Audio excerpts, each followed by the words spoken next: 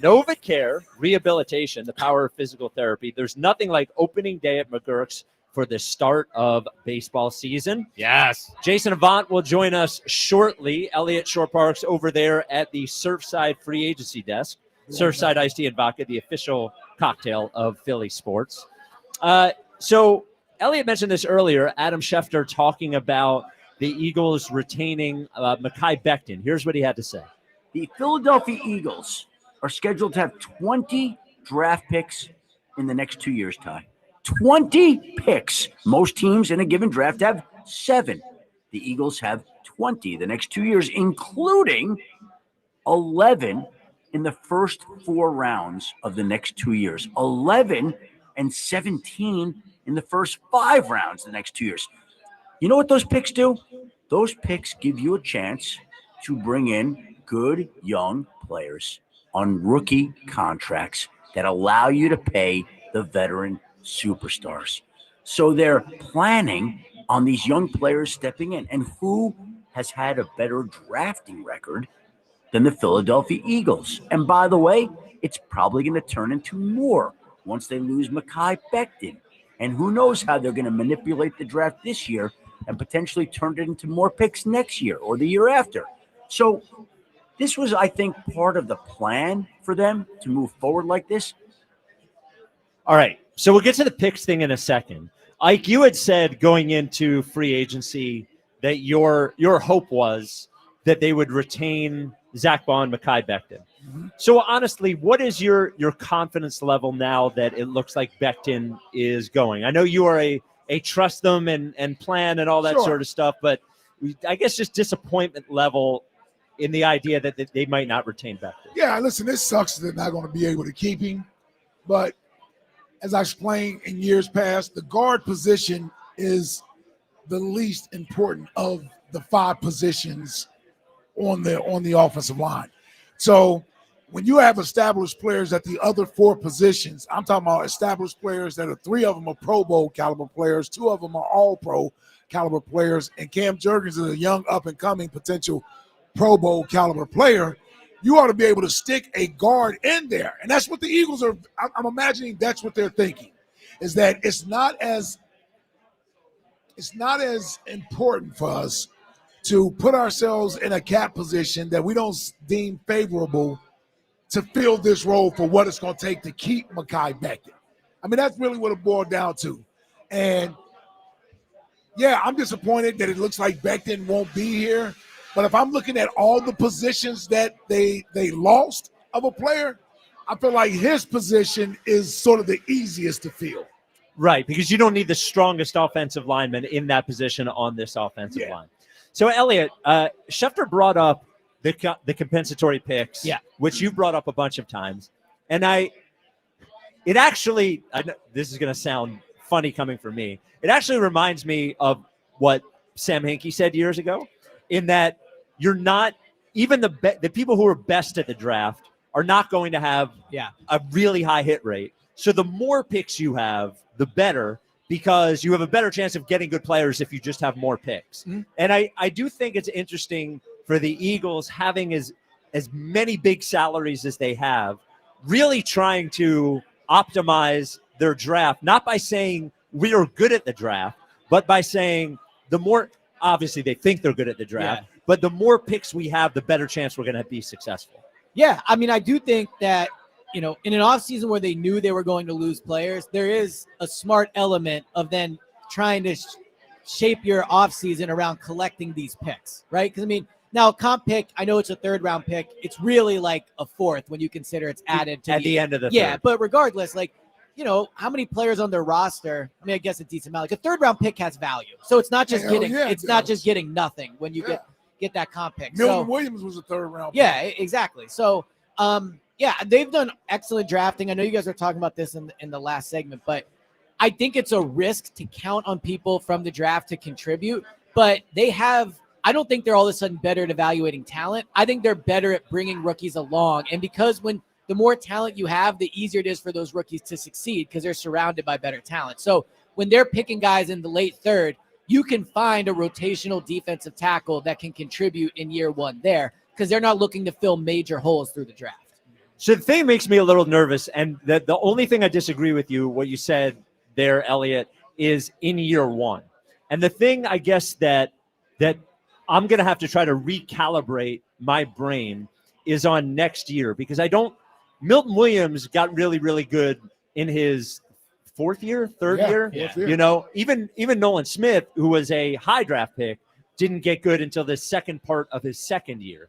So I think the thing that I'm going to have to recalibrate on is whereas they are talking about the next 5 years, I was thinking, look, we have the great offensive line now. We have a great A.J. Brown now.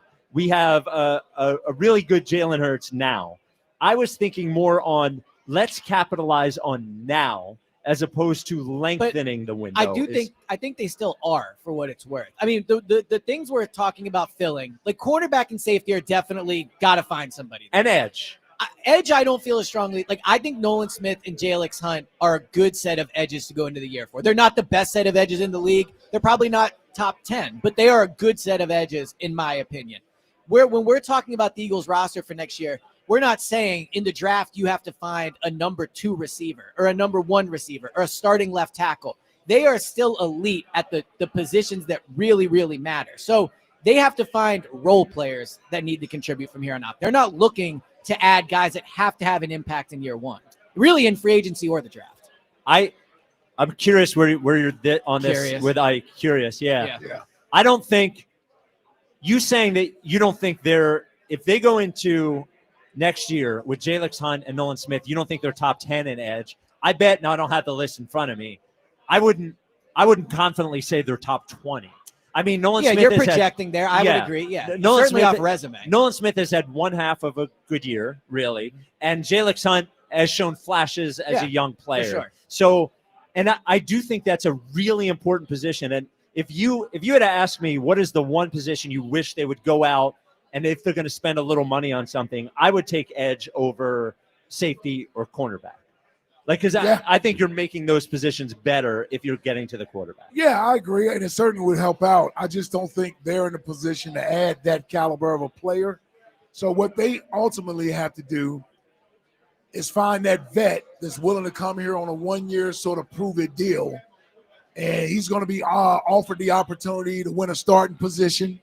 So there's going to be playing time available for that player. And you still draft young guys and continue to develop those guys. And listen, as much as we avoid talking about him, he can't be avoided because he's on the roster. It's Bryce. It's Bryce Huff. Yeah. Like, Bryce Huff is going to have to step up next year and give us something. I mean, if I could sit here and put faith in Jalix Hunt, who's just a second-year player who showed us some flashes late, Bryce Huff, who's been in the league now, 5 years? 5 years. You got to give me something. Well, I got a question for you about Bryce, because it does feel like part of the issue with Bryce is a disagreement between player and coach on how he should be used. Like, Bryce likes to be used one way, from what I can tell. Yeah. And it doesn't seem like Vic wants to use him that way. Yeah. I'm curious for your opinion there. A lot of curiosity the first 9 minutes of this. Who should give there? What? Well, I'm saying, like, who should give? Yeah, like, should they play Bryce how he wants? Bryce ought to be lucky he ain't giving money back. What do you mean, who should give? No, but he is on the roster and is going to be on the field. So just continuing to use him in a way that he doesn't feel is best for him, I don't see the benefit. He don't get a choice in the matter. But if he's not good at the other way, why continue? Well, he had better get good at it. I get that. In an ideal world, you're correct. But in a world where he's already had a full year where it hasn't worked, do you think they need to give a little and let Bryce play how he wants to play, just to try to salvage anything? Well, here's the thing. You don't compromise your defense for Bryce Huff. Okay. So if you're asking me, do you let him stand up in a 2-point stance or whatever it is, 3-point stance, and rush the quarterback when it's time for him to get after the quarterback? Sure, you can do that in sort of a role play sort of situation. Yeah. I can understand that, where you put him out there in obvious passing situations where he can just get after the quarterback. But if I'm Bryce Huff, and I said this a couple weeks ago, like, dude, you were the number 1 free agent signing on a Super Bowl team that didn't even play. Like, and the defense finished number 1 without you in the league. Where's your pride at? Like, there should be something in him from a pride and competitive standpoint that he should be thinking about getting on this field no matter what he has to do. No matter what's being asked of him, he should be embarrassed to go pick up that paycheck knowing that he ain't really contributing a whole lot to the success of this team. So I agree with you, but I don't think Bryce can do what they want him to do. Like they spent a full year and a full offseason trying to have him learn the role of what they want him to do. So you're right. The fact that they might have to bend a little for him is it's a bad look for Bryce. So but if he's going to be on the roster, I just wonder what the answer is. Let me tell you what I do. His ass won't be on the roster come opening night. Yeah, well, I think that's the best solution. So I bring him into training camp, give him all the snaps I can give him out there in the preseason, try to get his trade value up, then I trade him before the season starts. Which feels more real? Howie Roseman saying, well, we have Bryce Huff this year when they don't make any moves today, or Dave Dombrowski saying Andrew Painter is our big deadline acquisition. I would say Andrew Painter. I look forward to that more than I do anything about Bryce Huff.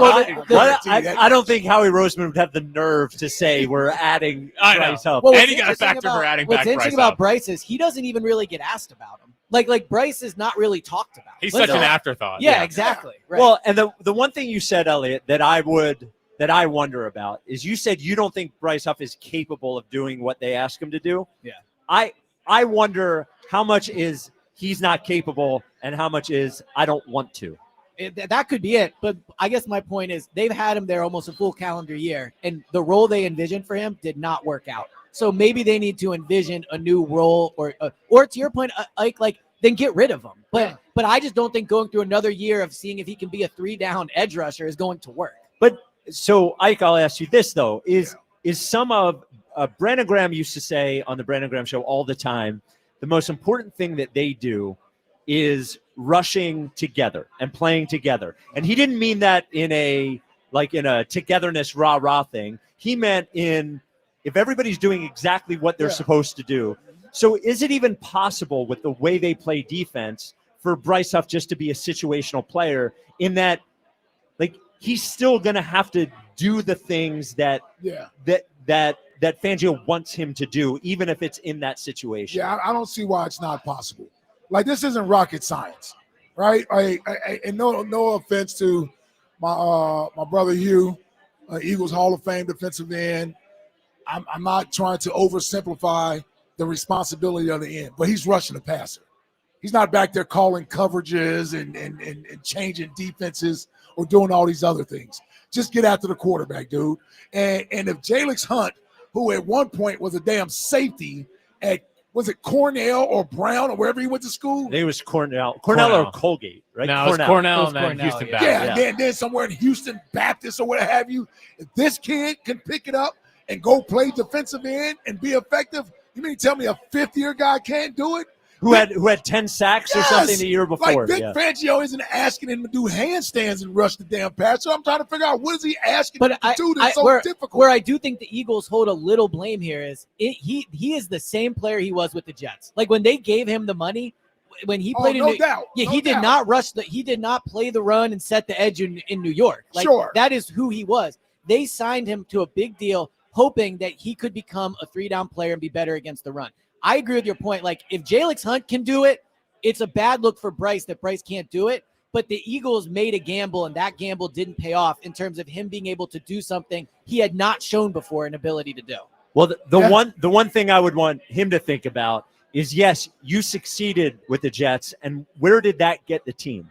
Right. They never no playoffs in any of the years that he's been there. They weren't even a good team. They weren't even a good team, and the defense was good, but probably not nearly as good as it should have been, or as it could have been, considering the talent. Well, but Spike, I know you were a former boss, but like, at what point is it on the boss to say, well, I need to start to use you in a role because you are here, right? Like, we can talk about how Bryce should be embarrassed.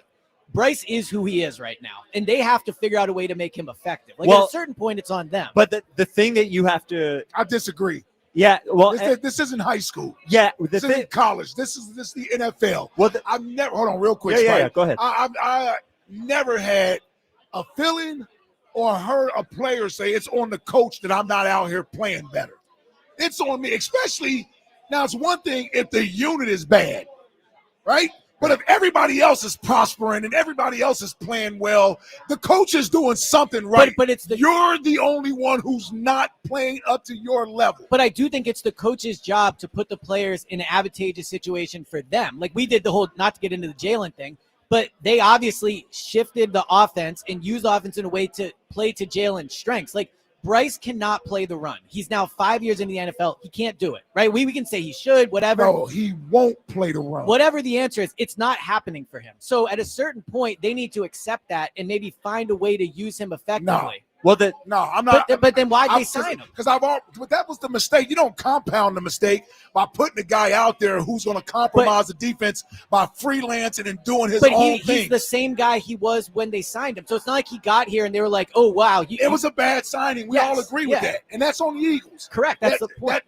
But my thing is that you can't, just because you made a bad signing doesn't mean you keep playing the guy at the expense of the team. What, and that's, Elliot, the question you asked about at what point do you say, well, I have to put my guys in the best position? That is one consideration. But the other consideration is everyone else there who is sacrificing on some level in the way. So what it does is if you say, okay, this one guy can just do whatever he wants to do, yes, you might get more production out of him, but then you get every other guy in that locker room looking sideways and say, well, wait a minute. If he's allowed to just go after the quarterback, but you're telling me that I got to set the edge and I can't just go balls out after the quarterback every time, then why do I have to do that? So and then all of a sudden, you guys get playing for themselves rather than playing for each other. Sounds like an end that we had here in 2023. Jason Babin. Yeah. Well, not only him. Reddick. Exactly. Yeah. Yes. So I agree with Sounds that, but he is the same guy that he was prior. So they signed him asking him to do something else. If that, you know what I mean? Like that's on them too. I agree. Yeah, I agree. Yeah. No, they don't escape blame for sure. It was a bad sign. Like I put more on them than Bryce. If that makes sense. What you're saying is that this is what you paid for. Yes. Yeah. We don't blame Bryce's to in put this in a thing where Jack would understand. It's like signing a closer and then trying to make him a starter and being like, why can't he do it? No, I like that you had to simplify it for me. Yeah, exactly. The only you thing haven't played in any Super Bowl. So. The only thing that I learned, I know. Yeah. But only one less than you and I. I was gonna say, don't think I didn't hear that. Yeah, it was a great line. So I didn't want to do it. I'm just letting everyone know. I felt because that's a cheap one. And I'm not a cheap comic guy. But you got back into. I got back into a. I only had one card I could pull. Yeah. And I thought it would sound lame if I was like, well, I can strike you out. Yeah. You know what I mean? So I said, yeah. So I pulled the Super Bowl card. The thing that I've learned in the last 10 minutes is we don't criticize Bryce's in this town. Yeah, exactly. Somebody will stand up for you. Yes, exactly right, like Elliot does. So joining us now, the Birds Town Hall. Better late than never, Jason Avant. Appreciate you making it. Right on time. Yeah. Sorry about that, buddies. It's okay. What's up, big dog? Whoever decided to engineer a highway in between a mountain and a river needs to get shot. Yeah. Well, Royersford it's far west, and when you go west, are you on the Schuylkill? Is that what you were doing? Yeah. Yeah, dude. It's not a kind road. Yeah, it isn't. Yeah. We'll make up for it at the end, though. Yeah. Here we go. So we haven't gotten your opinion. Eagles are the only team in the NFL to not sign a player that wasn't already on their team already. So they have done not one thing. Looking forward to next year, really looking like they're just going to invest in the draft and fill those holes with guys that are either already here or going to be here during the draft. Coming off of winning a Super Bowl with the opportunity to win another one, how do you look at that plan? Well, I can't do anything but trust Howie Roseman at this point, right? And I think that when you consider what the Eagles have done, they were 35, 40 points realistically better than the second best team in the National Football League. So they had an abundance of talent, and they had a bunch of young guys that have come up through the ranks that are starting to play well. You know, whether it's Ojomo, whether it's Jalix Hunt, all of these guys that have been waiting in the wing, a guy like Sidney Brown that's been waiting in the wing that has the ability to play. And Howie is looking at his draft and saying, you know what, we're doing really well. And that's when you know you're doing well, when you can give up a guy like Milton Williams or Josh Sweat, guys that you have grown in your program, but you just don't have enough money to pay these guys. And eventually we're going to have to bite the bullet of the salary cap. And this was that year where we had to bite the bullet. We can't go out and do all these expensive moves every year. So Howie had to pick and choose, and he has enough talent to still compete for a Super Bowl. And you never know what happens. They have a ton of draft picks, and there's still some moves to be made, and maybe more draft time movement rather than free agency at the beginning movement. I think the crazy thing as an Eagles fan is being an Eagles fan the last 10 years or so sort of feels like being a Yankees fan when George Steinbrenner was there, is that the salary cap doesn't exist and we have enough money for everything. And we've always been able to figure it out. And this is the first time, and maybe it's a credit to them for having as much talent as they have to pay those guys. Yep. But this is the first time that we have had to face one of two things, whether we can't make it with a cap or it just costs too much money. And we haven't been in that situation as Eagles fans recently. We haven't. And here's the thing about it is I think that Howie knows a little bit more than we know outside looking in. So you all know, like if you go out with your girl, she puts on her best outfit, makeup, dress, everything. She looks great. No one sees her next to you all day looking like a hobo the entire time. Whoa, my girl never looks like that. I don't know what you're talking about. I know, and everybody's just scared to say something. Looks great in the morning. But what I'm saying is no makeup. When you're in the house, you see a little bit more than what everyone else sees. And I guess in the Super Bowl, when you win a Super Bowl, everyone's going to come after your players, but they haven't seen her without the makeup. Yes. I simply I feel you. I think my wife looks better without makeup. And I just got beat up by every woman in Philadelphia when they see. Well, I don't see a ring on your left hand. That's why I'm not married. Yeah, talking like that. Yeah, you'd be in trouble if you were. All right, this is the Birds Town Hall. We are at MaGerks in Royersford.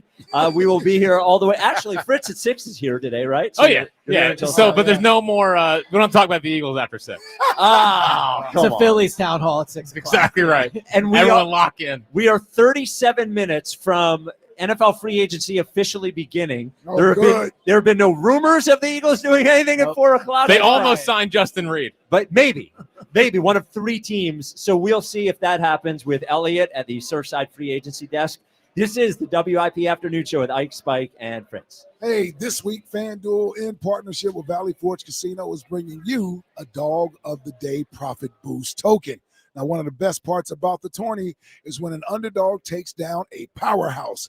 And right now, those upsets can get even better because if your underdog bet wins, you'll land even more winnings with a profit boost. Now, this is your chance to ride with the long shots. How about the scrappy teams? The ones that refuse to go quietly. If you've been waiting to join FanDuel, there's never been a better time. The app is easy to use, and when you win, you'll get paid instantly. Just visit FanDuel.com/Ike to download America's #1 sportsbook today and back your Dog of the Day with a profit boost. Because after all, anything can happen in March. FanDuel Sportsbook is the official partner of 94 WIP. 21 plus in President, Pennsylvania. Opt-in required. Wager of at least plus 100 odds required. Bonus issued is now withdrawable profit boost tokens. Restrictions apply, including any token expiration and max wager amount. See terms at sportsbook.fanduel.com. Gambling problem? Call 1-800-GAMBLER. Oh, mornings. Some people love them. Okay, you have everything for your math test. And Mom, then some people hate them. Everybody get in the car. Go, go, go. We've all got to do them. Good thing Wawa's up and ready for you every morning. With fresh coffee, hot sizzlies, and fast, friendly service to keep your morning moving right along. Mornings made easy. Gotta have a Wawa. Meanwhile, at Xfinity. So, influencer life going well? Oh, yeah. I'm up to 32 followers. Oh, that's something. Yeah, posting my tap dancing videos is easier than ever because we engineered Xfinity Internet with 99.99% network reliability. Plus, Xfinity Mobile with Wi-Fi Power Boost gives you ultra-fast Wi-Fi at home and on the go. But wait, tap dancing? You don't tap dance. Hey, what I lack in skill, I make up with passion. Do more of what you love and love how fast you do it with Xfinity Internet and mobile. Now through April 17th, get 300 megabit Xfinity Internet and 1 unlimited mobile line together for $30 a month for 1 year and save $1,000 in your first year over Verizon and AT&T. Learn more at Xfinity.com. Requires paperless billing and auto pay with stored bank account. Restrictions apply. Equipment, taxes, and fees extra. After promo, regular rates apply. Savings compared to Verizon 5G Internet plus 1 unlimited welcome line and AT&T Internet 300 plus 1 unlimited starter SL line. Xfinity Internet required. Actual speeds vary. Reduced speeds after 30 gigabits of usage per line. Data thresholds and actual savings vary. It's tax time again, and this year, you could get a 90% tax credit against your PA state tax liability by making a donation to fund need-based scholarships for students in your community. Blocks makes it easy to participate in the program and earn a 90% PA tax credit. Ask your accountant about blocks.org. That's BLOCS.org and the Educational Income Tax Credit. Blocks is currently accepting applications for its spring donation cycle. Visit blocks.org/spring. That's BLOCS.org/spring. It's not luck that Fine Wine and Good Spirits has top-shelf Irish whiskeys on sale this March. Take Redbreast Single Pot Still 12-year-old. It scored 95 points from the Beverage Tasting Institute. Impressive. Jameson Black Barrel, 90 points from Whiskey Advocate. Nice. It's not luck. It's generations of craft from Ireland's finest whiskey makers. Save $5 on both, in-store or online at FWGS.com. 750 milliliter bottles. Offer ends March 30th, 2025. Please enjoy responsibly. It's March matchup season at BetMGM. Ready to shoot your shot? Lock in your picks for this year's tournament with the sportsbook born in Vegas. Being on the sidelines is one thing. This March, get into the game with exciting state-of-the-art live tracking technology, exclusive sportsbook selections, and so much more. Check out BetMGM Originals for dozens of markets you won't find anywhere else. Take a shot at our exciting free-to-play games for your chance to score odds boost tokens, bonus bets, and many other prizes. Plus, new players can score up to $1,500 in bonus bets if their first bet loses. From the big dogs to the underdogs, March matchups at BetMGM is a player's best friend. BetMGM and GameSense remind you to play responsibly. See BetMGM.com for terms. 21 plus only. Pennsylvania only. First bet offers for new customers only. All other promotions for existing customers subject to eligibility requirements and rewards may vary. If you or someone you know has a gambling problem, help is available. Call 1-800-GAMBLER. Why settle for any meal deal when you can have one you really want? Wawa's $5 Big Breakfast Deal gets you any Sizzly breakfast sandwich, any size and flavor hot or iced coffee, plus a hash brown, all for just $5. Now featuring our new French Toast Sizzly. It's the $5 Big Breakfast Deal, and Wawa made it big just for you. Big taste, big value. Mornings made easy. Gotta have a Wawa. I'm Bob Burke, founder and chairman of Burke America Parts Group, a family of brands that includes RepairClinic.com, an appliance and HVAC parts solution company that's grown into an international brand. Before AmericanEagle.com, we partially launched a new technology platform developed by another firm. American Eagle helped take our technology to a whole new level with digital marketing, software development, and business insights into our key markets, appliances, HVAC, and outdoor power equipment, and did so both on time and on budget. AmericanEagle.com has the resources, experience, and talent needed to produce solutions. Our new technology platform, developed by AmericanEagle.com, has produced tremendous results with higher traffic, conversion, engagement, and online revenue. If you have any home repairs you need to take care of, check us out at RepairClinic.com. If you need a world-class website or technology project, then I would highly recommend AmericanEagle.com. Call AmericanEagle.com at 773-NETWORK. That's AmericanEagle.com, 773-NETWORK. What would you do if you could go back in time with the tap of a button? Watch the ancient Egyptians build the pyramids? How'd they do it? Buy enough Bitcoin to purchase your very own private island. Or maybe just skip the joke that flopped at the holiday party. Unfortunately, we haven't figured out how to rewind time, but you can rewind live shows with the free Odyssey app. Never miss your favorite sports talk again. To get started, download Odyssey and search for your station. Back to the 2025 Birds Town Hall, presented by NovaCare Rehabilitation on Sports Radio 94 WIP. It's the WIP Afternoon Show with Ike, Spike, and Fritz. It's the Birds Town Hall, live at MaGerks in Royersford, sponsored by NovaCare Rehabilitation, the power of physical therapy. There's nothing like opening day at MaGerks for the start of the baseball season. Jason Avant with us at the Birds Town Hall. Thank you, Jason, for joining us today. Is Jalen Hurts elite? Yeah. Is Jalen Hurts elite? Am I answering that? No. Yeah, go ahead. Knock yourself out. Yeah, go ahead. He's Go ready ahead. to Say next year's a prove it year. For No, Jalen? no. Winning matters. It does. there It we go. does. Said that the whole Winning time. matters, and the truth is that Jalen Hurts is a like not even a Super Bowl away, but he would have 2 Super Bowls wasn't for a faulty field. Man, that's what that just Well, showed the other me. team had to play on the field too. Whatever. I mean, the way that they handled that team, I thought that they would do it. Like it just reminds you a few years ago. I thought that defensive line was better than this defensive line. So let me ask you this then: how do you balance without getting into the debate about is or isn't elite? I would ask you this: how do you? Because there are certainly elite quarterbacks in the history of the NFL who have not won a Super Bowl. Right? Dan Marino didn't win a Super Bowl. Ike doesn't think Phillip Rivers was elite. I do think he was. Didn't win a Super Bowl. He's going to be a Hall of Famer. Eli Manning did win 2 Super Bowls, but wasn't an elite player. If you were going to look at his regular seasons, he's probably not a Hall of Famer if he doesn't win those 2 Super Bowls. So I guess my question is, when you're calling someone elite, and I think even though we can't put words on it, we all sort of know what we think when we think of it. How do you balance the overall play in a consistent way versus the winning part of it at the end? How do you make that balance? Well, let's think of it, right? I think that we are prisoners of gaudy numbers.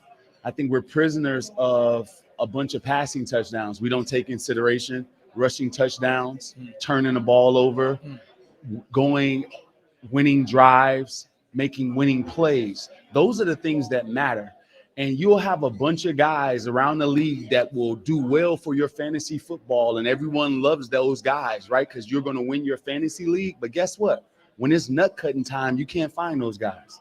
Just like you can't find Justin Herbert, just like you can't find Lamar Jackson, just like you can't find Josh Allen in those critical moments. Now, I'm not saying every time, but in the playoffs, a bunch of times he comes up short. Jalen Hurts in those moments shines brighter, and that to me means more. LeBron James having all the stats in the world in the regular season doesn't mean anything when it comes to Michael Jordan upping his point total and his winning percentage in the playoffs. Those stats should matter more. But Michael Jordan was also great all regular season. He was, and I'm not saying Jalen Hurts should be categorized as great in a different manner. We're just prisoners of, this guy had 40 passing touchdowns rather than 40 total touchdowns. But Josh Allen didn't have gaudy numbers this year. Why did he win MVP? Because it's a community award of the last 2 years. That was a Ron Dane like just a consecutive year being great award winning this year. It was his time to win. So you don't think Josh Allen was great this year? He was, but it wasn't good enough to win an MVP. Yeah, you could have put the Lamar. It's the same. It's the same thing between like Joker and Shea and all those things. Shea may win it this year, but Joker is still the better player this year. So do you think that Joe Burrow is an elite quarterback? Yeah, I think that he's an elite quarterback. Okay. Do you think that Josh Allen's an elite quarterback? Yeah, I do. Okay, so if you took those guys and put them on last year's Eagles, do you think they would have won the Super Bowl? Do I think so? I think so. Okay, so that's the hard part for me is that I think if you put Jalen Hurts on – now, we can never know, right? But I think if you put Jalen Hurts on this year's Bills, they're probably not in the AFC Championship game. I don't know about that. The reason is just because one guy is reliant on make it or break it. Some guys don't have to go down to the wire to win a game. Jalen Hurts is going to keep you in a positive situation most of the game. And guess what? He can rally the troops and somebody else can help him win the game, but he's going to keep them in that position the entire time. And I always was told by coaches that the greatest compliment that you can have as a player is that he's consistently good. The dude that can do it over and over again, not have these highs and lows where you're the MVP, but yet you throw an egg in the playoffs like Lamar Jackson did in critical moments. Like the guy that's consistent, that's greatness, doing it over and over and over again. You get so bored with it because he's the same player day in and day out. So how much stock do you put in he was turning the ball over. He led the league in turnovers in 23. He was turning the ball over a lot in the first 4 games. And they decided at the bye week, we're not going to have him throw the ball very much anymore. So where do you put that in where the team decides actively to go away from that guy having as much impact on the game?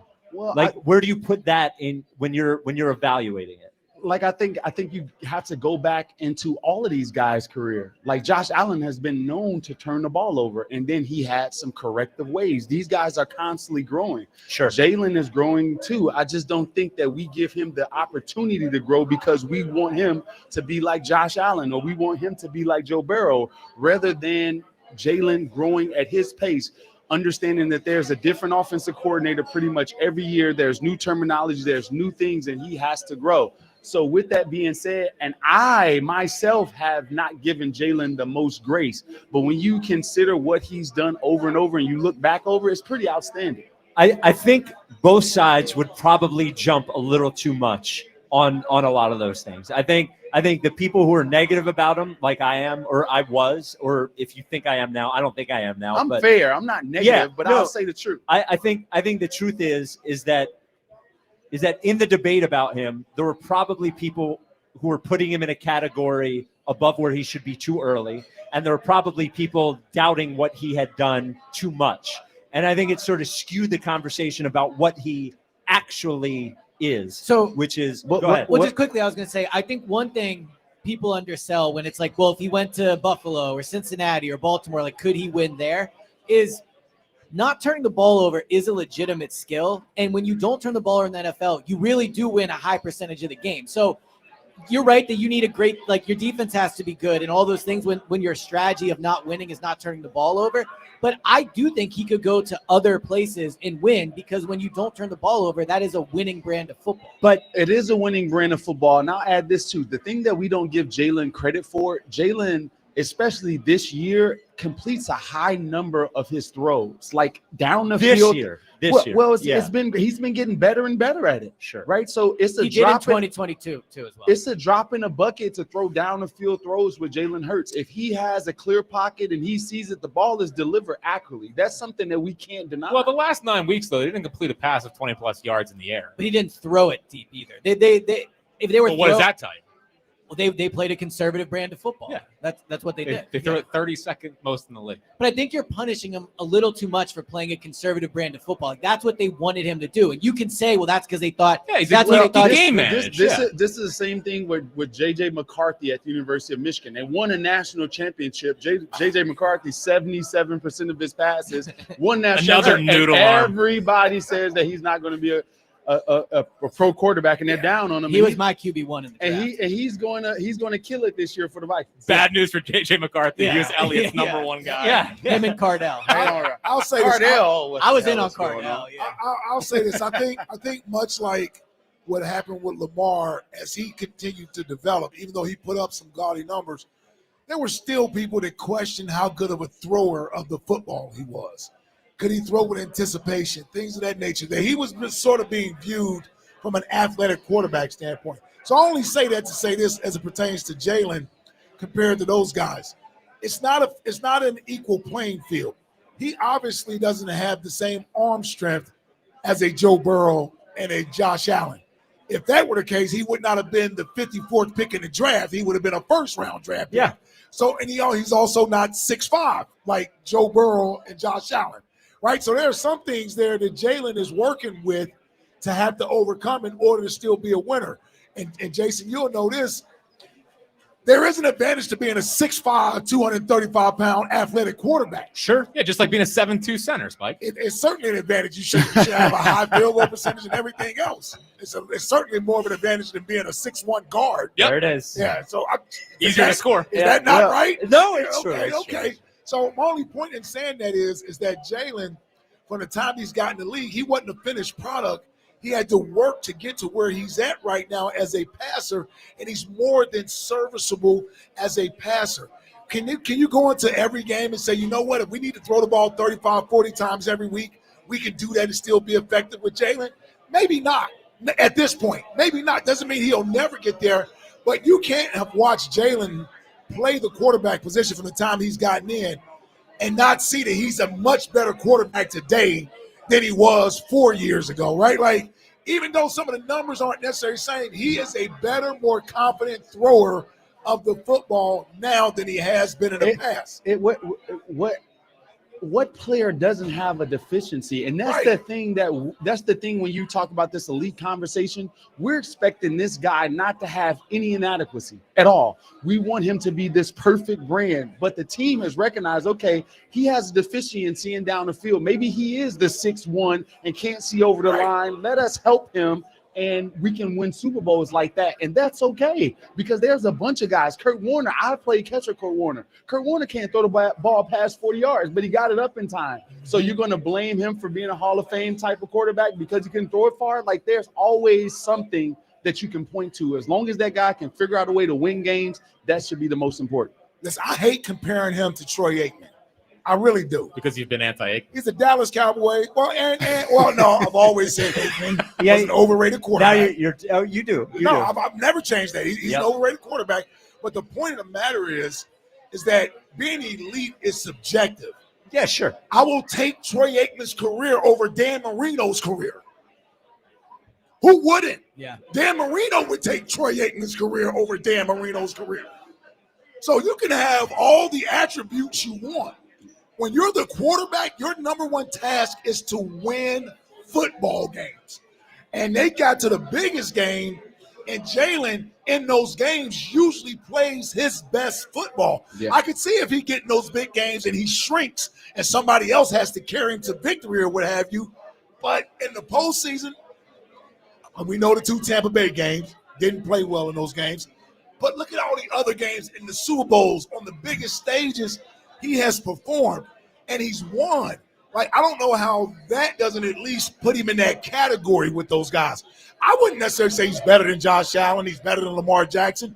I'm just simply saying, if those guys are elite, how come Jalen isn't elite as well? Why isn't he in that? He should be separate from some of these other guys that we try to put him with Baker Mayfield, Justin Herbert. All those Trevor guys, Lawrence. like, he's won every year. He's been in the postseason every year. He's gone to 2 Super Bowls, and he was a Super Bowl MVP. Like, why hasn't he earned the right to be in that group with those other 4 guys? I hear what you're saying. I think what we saw in the NFC Championship game in the Super Bowl, though he played great, it is a play that he could match in a regular season. He could play that way more often, and that's what I said at the end of the year. For the first time in those 2 games, I saw a future of him that is a quarterback that during the regular season can do more than he's done, right? Like, he can be a better player than he's been in the regular season. Well, I agree with that. There's a bunch of missed plays that Jalen has, and that's coming with reading the defense, knowing how to get it out in time, and figuring out a way to see over the line. There's a bunch of things that he can grow. But you know what I love about this conversation?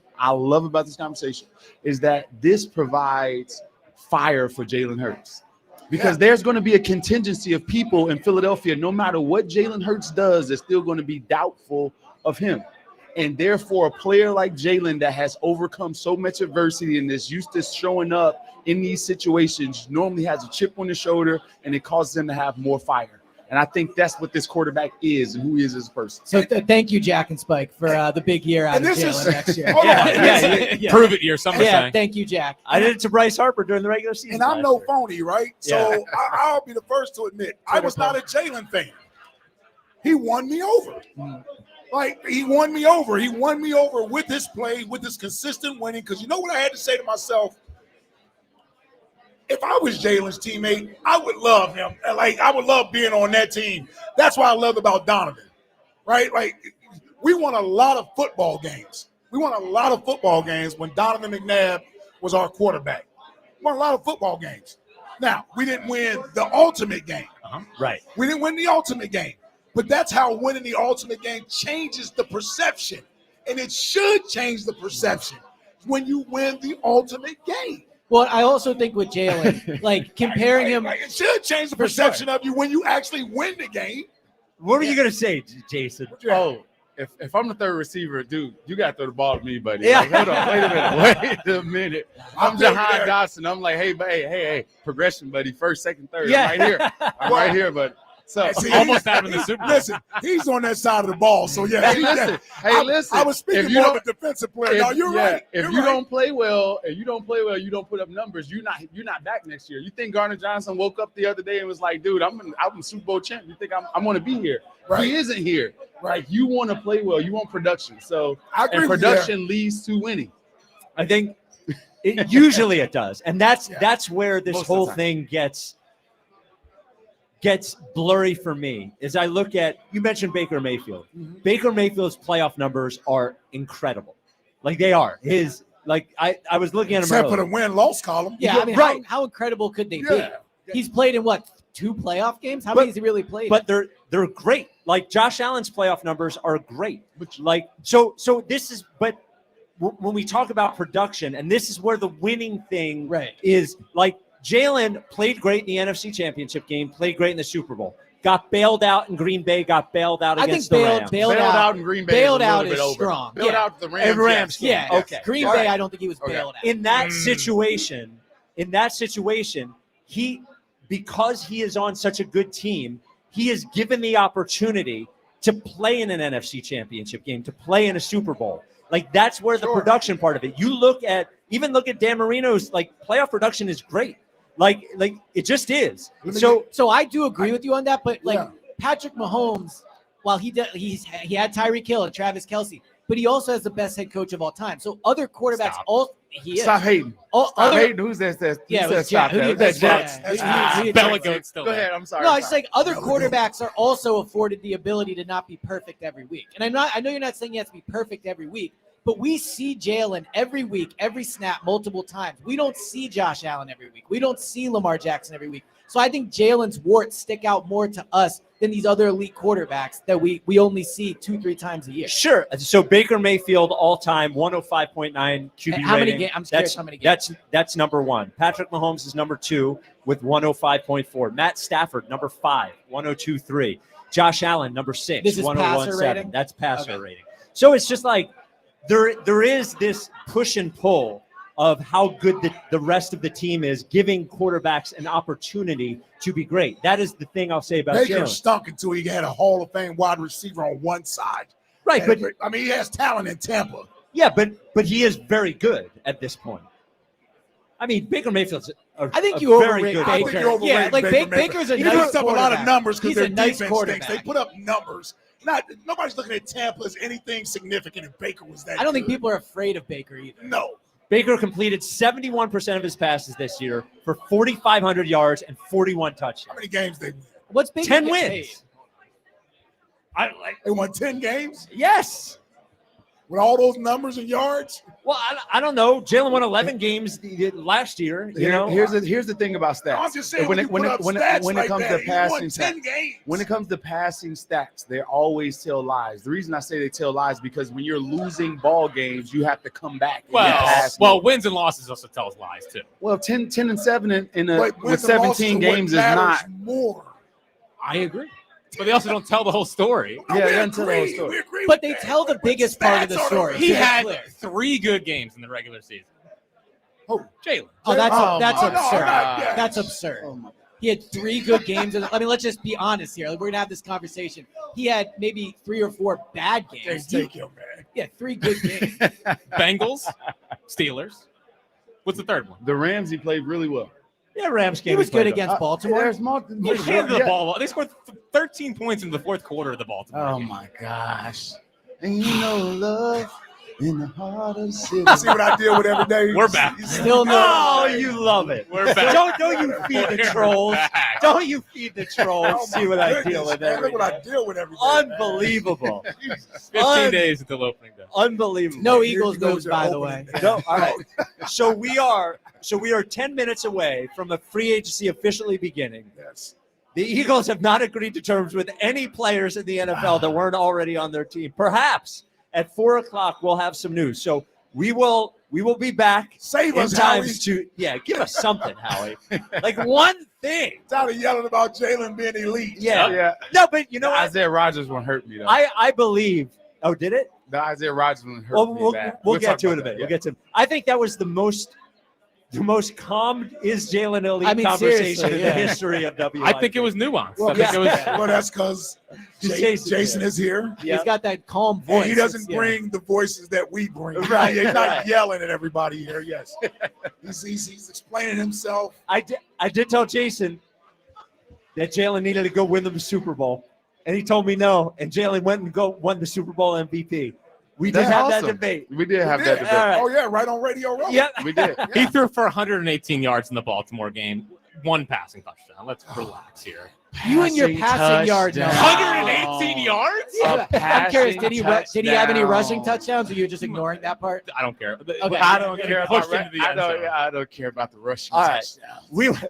We are at the Birds Town Hall in MaGerks and Royersford. Jason Avant with us. This is the WIP Afternoon Show with Ike, Spike, and He had Fred. 1 rushing touchdown. Get off my lawn. I've been talking about my friends from the Scott Auto Group, where I bought my very first car and my current vehicle. The Scott team just does it well, and now they have 2 Kia locations. I was at the one out in Limerick today. A beautiful location, brand new building. Get out there today and get an all-new Kia. Right now, the Kia K4 sedan and the popular Kia Sorento, they're there, plus an amazing selection of Sportages and Celtos. With Scott Kia's offers and lease specials, you'll be seeing a lot more sailboats on the road. Visit Scott Kia Springfield and Delco or the newly opened Scott Kia of Limerick, where it's always smooth sailing. Warm up with spring training. Friday at 6:30. Phillies, Yankees. Turner's not bunting. He blasts it high and deep left field. It's gonna go. Catch all the action here on your exclusive home for Phillies baseball. Sports Radio 94 WIP. Who's cutting down the nets this year? Get in on all the tournament action at ESPN Bet Sportsbook. Go from tracking the latest upsets to placing bets in just a few taps, all tournament long. Right now, new customers can get $100 in bonus bets when you make your first $10 wager at ESPN Bet Sportsbook. Download the ESPN Bet Sportsbook app and sign up with promo code Radio100 to get started today. Must be 21 plus. Gambling problem? Call 1-800-GAMBLER. Terms and conditions apply. See app for details. Behind every great champion is a great night's sleep. And Mattress Warehouse is the playmaker when it comes to finding your perfect mattress. While others try to match you, Mattress Warehouse bed match technology is backed by science to find your perfect fit. They've helped some of the best on the field catch their Z's. Now during their tax refund sale, score up to 60% off warehouse-wide. Plus, grab a free adjustable base with select purchases. And with free next day delivery, buy today and sleep better tomorrow. Shop mattresswarehouse.com. Help! My cat needs saving! Oh no. Has he tried Navy Federal Credit Union? They have lots of great savings and investing options. What? No, he needs help. Well, with Navy Federal's financial advisors and online tools, he can get all the help he needs. Whew, got him. Good catch. Sign up at NavyFederal.org. Navy Federal Credit Union. Our members are the mission. Savings products insured by NCUA. Investment products are not insured, not obligations of Navy Federal, and may lose value. This season, a new hot deal has arrived at Metro. $25 a line for 4 lines with all the data you need and 4 free Samsung Galaxy A15 5G phones. Getting Metro's best deals is easy. No ID required, no activation fees. Get a new number or keep your own. It's up to you. That's 4 lines for $25 a line, plus 4 free phones. Visit a store or go online today. Only at Metro by T-Mobile. When you join Metro Plus Tax, for a limited time and subject to change. Max 1 offer per account. This week, FanDuel, in partnership with Valley Forge Casino, is bringing you a Dog of the Day Profit Boost token. One of the best parts about the tourney is when an underdog takes down a powerhouse. So right now, these upsets can get even better because if your underdog bet wins, you'll land even more winnings with the Profit Boost. This is your chance to ride with the long shots, the scrappy teams, the ones that refuse to go quietly. There's big upsets every year, so don't miss that. If you've been waiting to join FanDuel, there's no better time. The app is easy to use, and when you win, you'll get paid instantly. Visit FanDuel.com/GIGLIO to download America's #1 sportsbook today and back your Dog of the Day with the Profit Boost. Because after all, anything can happen in March. That's FanDuel.com/GIGLIO. FanDuel Sportsbook is the official partner of 94 WIP. 21 plus in President, Pennsylvania. Opt-in required. Wager of at least plus 100 odds required. Bonus issued is now withdrawable profit boost tokens. Restrictions apply, including any token expiration and max wager amount. See terms at sportsbook.fanduel.com. Gambling problem? Call 1-800-GAMBLER. Transforming your land with a John Deere compact tractor is as easy as connect, latch, load, haul, spread. Cutting grass is as simple as roll, click, mow. Box blading is as effortless as hook, lock, grade. And backhoeing is as convenient as turn around, switch, dig. Because when you've got the versatility to tackle just about any job and dealer support in your own backyard, you just have to get in the seat. Find the right compact tractor for you at johndeere.com. Did you know your skin is the largest organ of your body? Huh? That's why you should shower with Old Spice Super Hydration Body Wash instead of plain old bar soap. Love your skin by super hydrating it with vitamin B3 and glorious notes of vanilla and shea. Did you know that my super hydrated skin is the second largest organ of my body? The first is my heart. Old Spice. Men have skin too. Old Spice Super Hydration Body Wash. 24/7 renewing moisture. With daily use. So, you want to buy a house. You could go online, do your research, find the dream listing, go see it, and get catfished. Back to the drawing board. More scheduling, more viewings, more. This doesn't even look like the photos. You could finally find one that does match the photos. Then comes the offer. Stress rush? Yep, make that 3. And here's the paperwork. Yep, never-ending paperwork. It's a lot. But you don't have to do it alone. Because there's an agent who's a realtor here to guide and help protect you as you find the home that's right for you. Realtors are members of the National Association of Realtors. Right by you. We just want to have enough money for retirement. And travel to visit our grandchildren. I understand. That's why at Fisher Investments, we start by getting to know each other so I can learn about your family, lifestyle, goals, and needs, allowing us to tailor your portfolio. What about commission-based products? We don't sell those. We're a fiduciary, obligated to act in your best interest. So how do your management fees work? We have a simple management fee based on the value of your portfolio, so we do better when you do better. We appreciate that kind of transparency. We also check in with you regularly to keep you up to date on the markets and your portfolio. What other services do you offer? As a client, you have access to resources on investing, financial planning, estate planning, Social Security, Medicare, and more. Wow, it sounds like Fisher Investments has everything we need. At Fisher Investments, we're clearly different. Learn more at fisherinvestments.com. Investing in securities involves the risk of loss. I'm Bill Ryder with an Odyssey Sports Minute. Do not fall for the Aaron Rodgers okie dokie. For the Pittsburgh Steelers, the New York Giants, even the Minnesota Vikings, don't fall for the talent, the resume, the MVPs, the former Super Bowl win. The reality is that Aaron Rodgers, at 41, is no longer the player that he used to be. He hasn't won a playoff game in 4 years. He won 6 measly games with the Jets, and he's left every place he's been in tatters. Why don't we count it down here? 17, 16, 15, 14. Around the world, people count it down everywhere. Obviously at different times. 10, 9, 8, 7, 6, 5, 4, 3, 2, 1. Happy New Year, everybody. From all of us at Sports Radio 94 WIP, we love you. 94 WIP HD1 Philadelphia. Live from the Tasty Cake Studios. An Odyssey Sports Station. This is the afternoon show. Sports Radio 94 WIP. I bought for 16 passenger. This is G5. No, this not a challenger. I get some members with me in the fridge. The coat seats, they some cannibals. They like to get geek. Drink a whole bottle, wake up and repeat. She took a look, mixed it with the chill out. Now she said 3D. It's the WIP Afternoon Show with Ike, Spike, and Fritz. It's the Birds Town Hall from MaGerks and Royersford, sponsored by NovaCare Rehabilitation, the power of physical therapy. There's nothing like opening day at MaGerks for the start of baseball season. Jason Avant with us, Elliot at the Surfside Free Agency desk, and we are about 1 minute until the NFL 2025 league year begins, and we find out if the Eagles are going to do anything this week at all. We started doing this, 2018, 2019, something like that. And there has never been a year like this where we have not had it's not just that we have not had any signings. There have been so few rumors. It's almost too quiet. Uh-oh. I mean, there is nothing with the Eagles out there. Not a single player, nothing. Not a rumor. Now we said this is a big day for you, Elliot, that it's going great. Well, for Eagles Insider of the Year, which we give that away, we give that award away in 1 week. Oh, I know, yeah. Yeah, and this could be a big day for you if the Eagles were to sign your guy Azeez Ojulari. Yeah, I agree. I'm hoping for that. There it is. It's 4 o'clock. Yeah, Here we go. All right, what do you got, Elliot? The Eagles have not made any moves. Oh!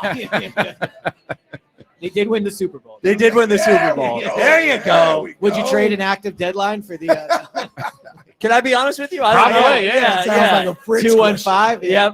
I actually brought that up pre-show, Elliot. Yeah, I'm sure you did. So here are the guys as we wait to see if the Eagles have done anything or are going to do anything. Ike, here are the guys, the young guys that we are going to be looking at to fill big roles next year. Jason, want to get your take on this too.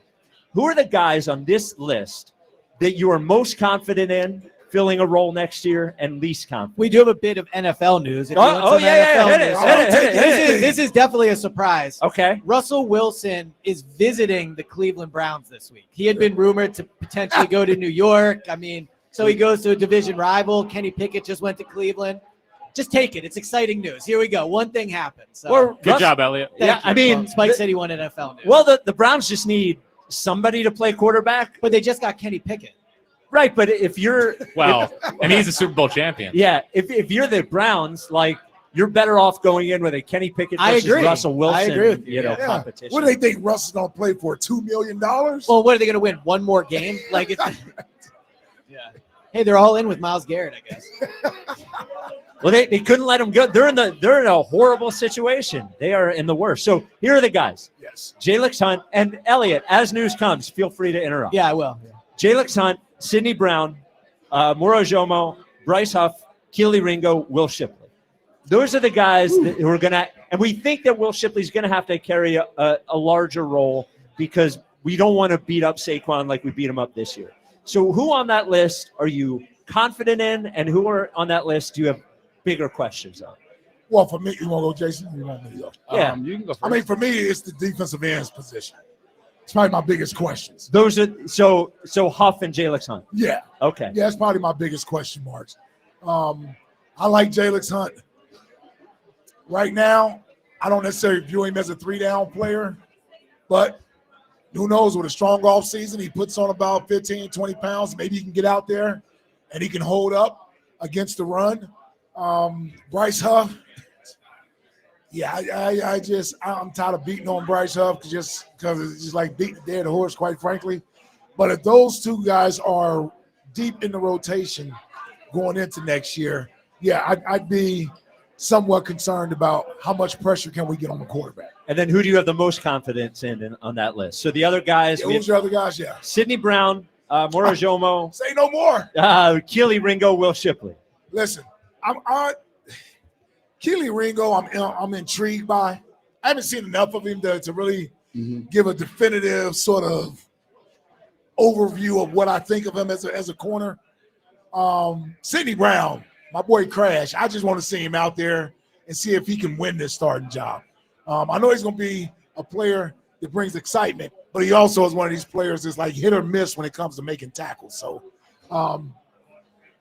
yeah, I don't know who the hell I have more confidence in. I guess, yeah, Sidney. Really? Yeah. That he can step up into that spot. Yeah. Jason, what about you? So start with the most confidence. Let's go. Let's the go most positive. confidence is probably a Jomo. Yeah. I would say that I when you look at the way that he stepped in there, doesn't miss a beat. His pass run rush rate is still high. Oh, man, only second to Chris Jones. He's basically Chris Jones. So what I'm saying is you want to give that guy another opportunity, more opportunity. So I would say that would be my most confident. And also Sidney Jones as well. Like Sidney Jones tackling and it comes, but he has an explosive nature to him that you want to see. Not Sidney Jones, Sidney Brown. Sidney Jones was the guy that we picked who was injured. Washington. Yes. I've done that a few times too. Oh my gosh. That was the draft that was in Philly. Yep. Yeah, that was Barnett. Yep. It was Barnett. Corey Davis beat him on a slant for the game down in Tennessee Titans on cover 0. Got inside. I was so mad. How hard is it? How hard is it for a player like Sidney Brown that moves 1,000 miles an hour to take that out of his game? Because it feels like that's his next step, where he knows what he's seeing. He's not as overcommitted. Is that be under control? Is that hard to do? It's hard to do. It reminds me of what was the linebacker we had from Detroit? Hit the breaking news. Hit the breaking news sounder. Oh, here we go. The Eagles have re-signed fullback Ben Van Summeren to be on the field. Man, you made all that. Hey, Spartan dog. Hold on. Go green. Don't you say one bad thing, Jason. I'm not saying anything bad about it. I'm just saying there was a lot of commotion for that. Yeah, we're bored. We're bored. Still haven't signed a free agent from another team. I purposely didn't look so I could just be excited. I didn't even look to see what the hell you guys were talking about. I just wanted to be surprised. Yeah, What a disappointing move. Kyle Juszczyk is out there. Yeah. I mean, Kyle Juszczyk, we're a fullback organization now. Ben Van Summeren. Come on, man. Spartan. The more you can do. You might go back to linebacker. Yeah. The more you can do. Yeah, for real. Didn't we sign a fullback? Yeah, he's a Super Bowl champ. Yeah, but I don't think they signed him to a futures deal, so he's off the roster now. I don't even remember his name. Kyle Blanken's game or something like Blasson game. Reed Blankenship. Another guy got a ring before. It was Corey. It was Corey Blasingame. It wasn't Kyle, was it? I thought it was Kyle, but anyway. His name was not Kyle. There's No, a zero. it was Carey. Was it Carey? Yeah. Is that what it was? Our fullback's name is not Kyle. I mean, wow, Kyle Juszczyk. Kyle Quinn? So, oh my gosh.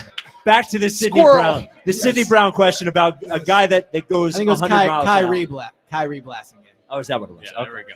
Yeah, he goes 100 miles per hour, but he has an explosive nature to him, and he can cover more ground than most of the guys back there. So that's my only thing. He is used to being down in the box, did that at Illinois a bunch, but covering and being under control with tackles. But he has an explosive part of the game that can actually make him end up in the Pro Bowl. He has that type of a talent. Will he be able to control it? That's one thing. But I have to agree with you with who I'm down on is defensive ends, because we don't have an edge-setting defensive end. We don't have him on the roster currently, besides Nolan Smith, which he's putting people out setting the edges lately. But besides that, we need a two-gap guy that can push the pocket with power, that can funnel things to Nolan Smith, which is more of a speed rusher anyway. So if we can pick that up in free agency, that would be great. I was a little disappointed to see that Joey Bosa went for 1 year and $10 million. It felt like an Eagles. There it is. No future commitment, not big money. 1 year deal. Khalil Mack went for 19. Hassan Reddick went for 14. 10 for Joey Bosa. Just felt like it was worth a shot. Yeah. Yeah, Elliott. Yeah. There are some things we don't have enough money to do a 1 year deal. We got what, 12 million? Oh, what do you got? Yeah. I thought you got 10.8. Was it 10.8? Okay. Yeah. Yeah. I mean, I would not have done that, I don't think. But okay. Yeah. 215-592-9494. That's my take on it. Okay, Andrew. Okay, Andrew, you're on WIP. What's up, okay? What it do? What it do, Andrew? What it do, Andrew? What it do, okay? Hey, I'm calling to say that Spike, your opinion is valid, but I disagree. I know Jack's trolling. It's part of the Jalen Hurts Championship Club. He's elite. I mean, he threw. Oh yeah. What? Like it was 21 incomplete passes or whatever, something like that. All the postseason. And the entire postseason? Oh my goodness. That is awesome. What do the best players do in the biggest moments? They win. I don't care whether Jalen Hurts never wins the MVP, but if we can win Super Bowl, that's what matters. That's what people are remembered by. So that's what he does if he wins. Would you rather have a quarterback throwing the ball around and having the ball being picked, or would what do you want? 350 passing yards? 4 touchdowns a game? I guess, man. Mind numbing. You got it. What's wrong with 225 and 2 touchdowns? What's wrong with that? That's what Josh Allen did all year. Okay. If Jack is trolling, you're trolling right back. I mean, I'm just speaking the facts of what Jalen does. I mean, you're kind of putting him in a position that is not true, is that he's not elite. He doesn't play well. He scores. And well, I didn't say he doesn't play. Didn't say that. Yeah, nobody said that. He's on the outside looking in. His floor is top 5. No, it isn't. Okay, that's his floor is not. His floor is top 5. He just won the Super Bowl. Okay. People do forget that. Is it not fluid, or do you get to be in this club forever? No, it's fluid. Okay, it's so fluid. Could he not be in the club this year? He could be in it. Well, was Brock Purdy in the club last year? I had him in there. Okay. The top five quarterback, Brock Purdy last year. Well, I hold had on. Brock Purdy's top Not five. this past last season. year. Okay, the well, that's season what I thought before. you Heading said. into Yeah. the year. 23. No. He was the top-rated quarterback in the NFL. He was in the Yeah, Super Bowl. he deserved to be in the conversation. Yeah, Well, no. Oh, my ass. What do you want me to say? There's no way you He's believe that definitely- last year. Brock Purdy, the year he went to the Super Bowl, deserved to be in the top 5 consideration. No. I he, think we- he should I just think- be it. You think he was in? Okay. Yeah. I mean, it seems crazy to me that he wouldn't be. Yeah. Okay. I mean, he's like if we're just four. gonna- Over 4,000 Hold on. yards. I'm with you. No. It's work. It's work. So Jalen, this is not a one-time thing for Jalen. Jalen's done it before. Right. You guys Well, are he looking was at an me elite dumbfounded, quarterback. Yeah, right? in Are you 2022. befuddled? Like what? He was what's the going elite on? quarterback in 2022. give me the list of quarterbacks in the NFL, and I know you don't have it in front of you, but just give me a quarterback who was the top-rated quarterback in the NFL one year and also went to the Super Bowl that you wouldn't say is an elite quarterback. And I'm not a big Brock Purdy fan, but what people keep saying about Brock Purdy is like, well, he had Christian McCaffrey, well, he had Deebo Samuel, well, he had Brandon Jimmy Ayuk. Garoppolo. But I'm not. But Jimmy Garoppolo wasn't the top-rated quarterback in the NFL. I'm not saying top But- rated, but there's he had both. There's a bunch of guys that have done well for a year or and you know. also gone to the Super Bowl and also been the top-rated quarterback in the NFL. I think passer rating is not like this. But it's holy one- but it's stat that 1 you're year. using. It's a nice stat, but let's not act like top passer rating. Okay, is it's just 1 year. So give me another example of a quarterback So who was you're- the you're making top-rated it- quarterback you're- and went to the Super Bowl. I think he deserves to be in the conversation. Okay, I what you all want to right. say. That's all. Yeah. I'm not saying he deserves to be in the conversation. I'm saying it has to be time to be in top 5. You can't just have 1 year. We He don't know said what you that's need like. more than 1 year. More than 1 year. Now, granted, everybody has got their own Sure. criteria. Yeah, So yeah, that's me. That's I'm just trying not to bully him out of his criteria. So if that's the case, Dak should be in the top 5, right? It's just that I think for his great year. No, but he didn't He got also go to paid. the Super Bowl. He didn't also go to the Super Bowl. That's right. See, the thing is people raise their eyebrows at Purdy the same way that people raise their eyebrows at Jalen Hurts. And like I just think I guess I understand why people did it about Purdy, but also people will say about Purdy, well, he was the last pick in the draft and That means nothing to me. But so his resume is pretty good. It is. His first full season as a starter, he was the top-rated Yeah, but- quarterback in the NFL and went to the Super Bowl. Oh, wait. What happened to the follow-up year?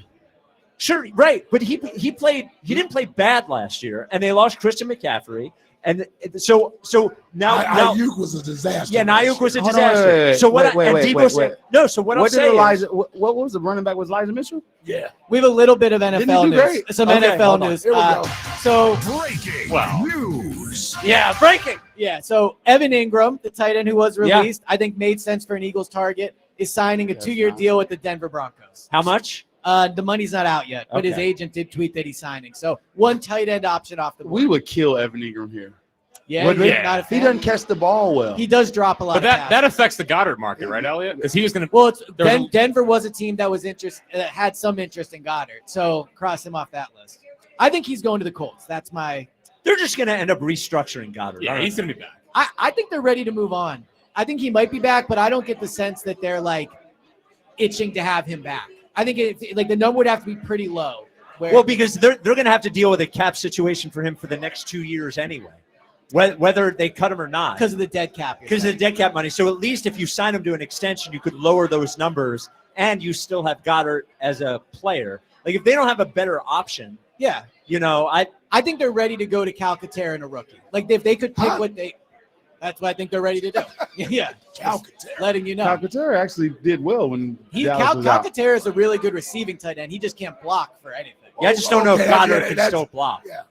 I'm not saying it'd be my plan. I think that's what if they could get a good return for Goddard, they would feel comfortable doing that. We're going And to then put draft a rookie. Calcaterra out there. And So it's gonna be tight fine. end production from rookies is pretty high chance if you get them high Yeah. enough. Yeah. And it's a good tight end rookie class. Tyler Warren. Draft class. Yeah. Jason, let me ask you this as a former wide receiver. As we look forward with the Eagles managing their cap situation and eventually having to spend more money on defense, the Eagles have a lot of money devoted to 2 wide receivers. And they're paying 2 wide receivers number 1 wide receiver money.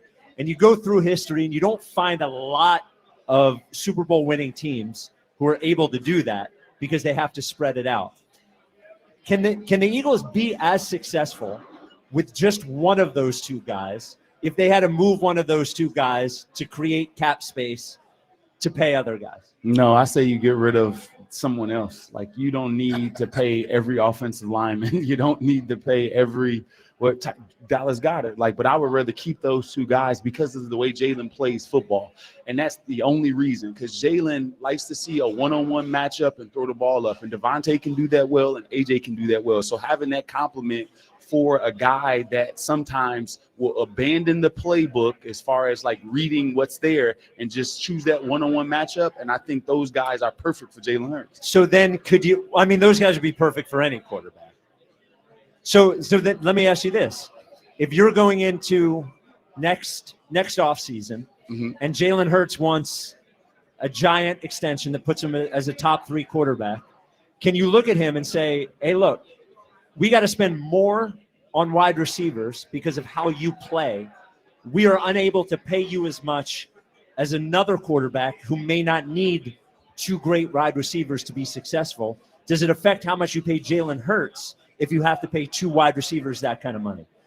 Here's the thing. Like, you're going to pay, most teams are going to pay like a tight end. They're going to pay a one receiver. What I'm saying is that you can take that from other positions. We don't necessarily need the tight end as Dallas got. Like, Dallas got a great player. We don't need a high price tight end. But Dallas Goedert's only making $14 million, and AJ and Devontae are making $30 million. But he said you can get away with paying a tight end $5 million. Not even $5 million. You can shuffle those guys through on rookie contracts. Yeah. With the way that we use that's a lot of disrespect from you. No, that's not To the tight ends? To the tight end. Sounds like a wide receiver disrespecting a tight end. I'm just telling the truth.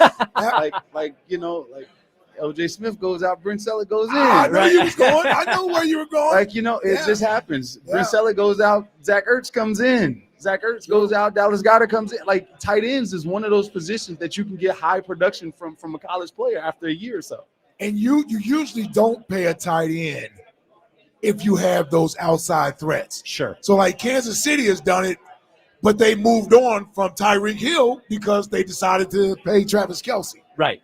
So He's essentially not a wide receiver, but gets targeted like a wide receiver. Targeted like one. Yeah. Exactly. And other teams pay positions like, well, you may have to consider that because we just paid the linebacker. Like, there's certain positions we normally haven't paid. But running back and linebacker. So the money has to come somewhere. So yeah, if the Patriots if you were the general manager of the Eagles and the Patriots called you and offered you the number 4 pick for AJ Brown, would you take it? The number 4 pick for overall. AJ Brown. Ooh, what receiver? Ooh. Abdul Carter's on the board. And let's say Abdul Carter's on the board and Travis Hunter are on the board. Come on, Jay. I would. You would. I would. The reason Okay. because I can move that first round, that 4th pick for 2 more picks, 2 more first round picks. Oh, so right. So Nice because GM move. because That's it's how 4. he sees it. Yeah, that's a nice GM because move. it's 4. So I think you have to at that point. But no one's going to offer you a first round pick for. Yeah, not 4. I'm shocked. I love AJ. I'm shocked. But 4? I'm 4 shocked. is 2 first round picks. I hear you. I hear like you. to move up, 14 to move up. That's going to be like 2 first round picks and probably something else. Ike's You might face get a doesn't always player, sound too. like what he's saying on this. I love AJ. I love you. I'm not. But that scenario is crazy. I need a player that's as good or better than AJ Brown in return. I'm not saying you can't get that. What I'm saying is that you're definitely going to get 2 first round picks automatically for that. You mean if you trade it? If you trade AJ Brown, if you flip it. Yeah, exactly. You go and you get the guess 15th pick this year and the 23rd pick next year. Well, it may not be 23rd. It may be higher than that because Maybe. the team that's in that Well, who knows? position. Yeah. You never know. Right. Yeah, I'm not giving up AJ Brown. Well, the other thing it could do is if Would you do it for Devontae? Well, you're not getting the 4th pick for Devontae. Fast and haven't got the news. Yeah. Well, I think I love these guys though. I do. Well, the other way you could frame it. But when you think about you are kicked out of the wide receiver club. No, I love these. I love these dudes. But when you're talking about value, 2 first round picks that are going to be 1. Or what you could do that's tough to give up. Or what you could do is you could take a game. You take Abdul Carter at 4, and then the money you free up from AJ, maybe you pay a good wide receiver that isn't AJ Brown level. Well, you're not going to get an AJ Brown level wide receiver, so you're out on that. Maybe you do, maybe you don't. And what does that do to the offense when we lose him? Well, we've been an elite quarterback, so who cares? Well, if it was next year, Jeremiah Smith. Yeah, he doesn't need any talent. He can win with scraps out there. Yeah, Jeremiah Smith is going to be pretty good. Yeah, we got to make 2 more years for him, don't we? God dang. Yeah, 2 more years. 215-592-9494. Nick in Collegeville, you're on WIP. What's up, Nick? How we doing? What up? Ike and Jason, I thank you for your Eagle Green service. Yes, thank you for your service. There you go. Salute. Spike and Fritz forget you guys. There's this funny thing that happens on WIP after every Eagles game. There's a post-game show with a guy from Delco Rob, and Jason Avant. Is this the same Jason Avant, or is this a different Jason Avant? No, that's the same Jason Avant. Okay. So I remember, Jason, I agree with you 100%. The reason why I used to listen to your post-game show all the time, because you guys would hold Jalen, to his job, which is you got to play better in the playoffs. You're going to have to play better. You're going to have to make plays eventually. Saquon is Saquon plus 2K, and he did. Listen, he played really good in the Washington game, but that game was over after the 2 turnovers back-to-back after we scored twice. I don't know how that game goes if it starts off a little more normal and that we don't get 2 turnovers and score twice. There's no question that he outplayed the best quarterback in the league twice in the Super Bowl. I can't argue that, okay? I can't call him elite. Like, there's 3 elite guys that I see. And this is what I've learned in the NFL in the last 20 years. No elite quarterback wins without talent. Name all the best elite quarterbacks. They've never won without some decent defense and some decent offensive talent. Then why do you still not Jalen's have great. Jalen elite if you don't care about the talent around him? We'll say that again. Why is Jalen not elite to you? No, he's the best quarterback in the league, not named your top 3. Joe? Well, I would say that's pretty elite then if you're number 4. Yeah, so he's the best quarterback in the league except for the top 3. That's all. Okay. And I can't use him. But you wouldn't call him elite. You wouldn't call him elite. No, I can't use him why? elite. But why? Well, who are the 3 that's elite then?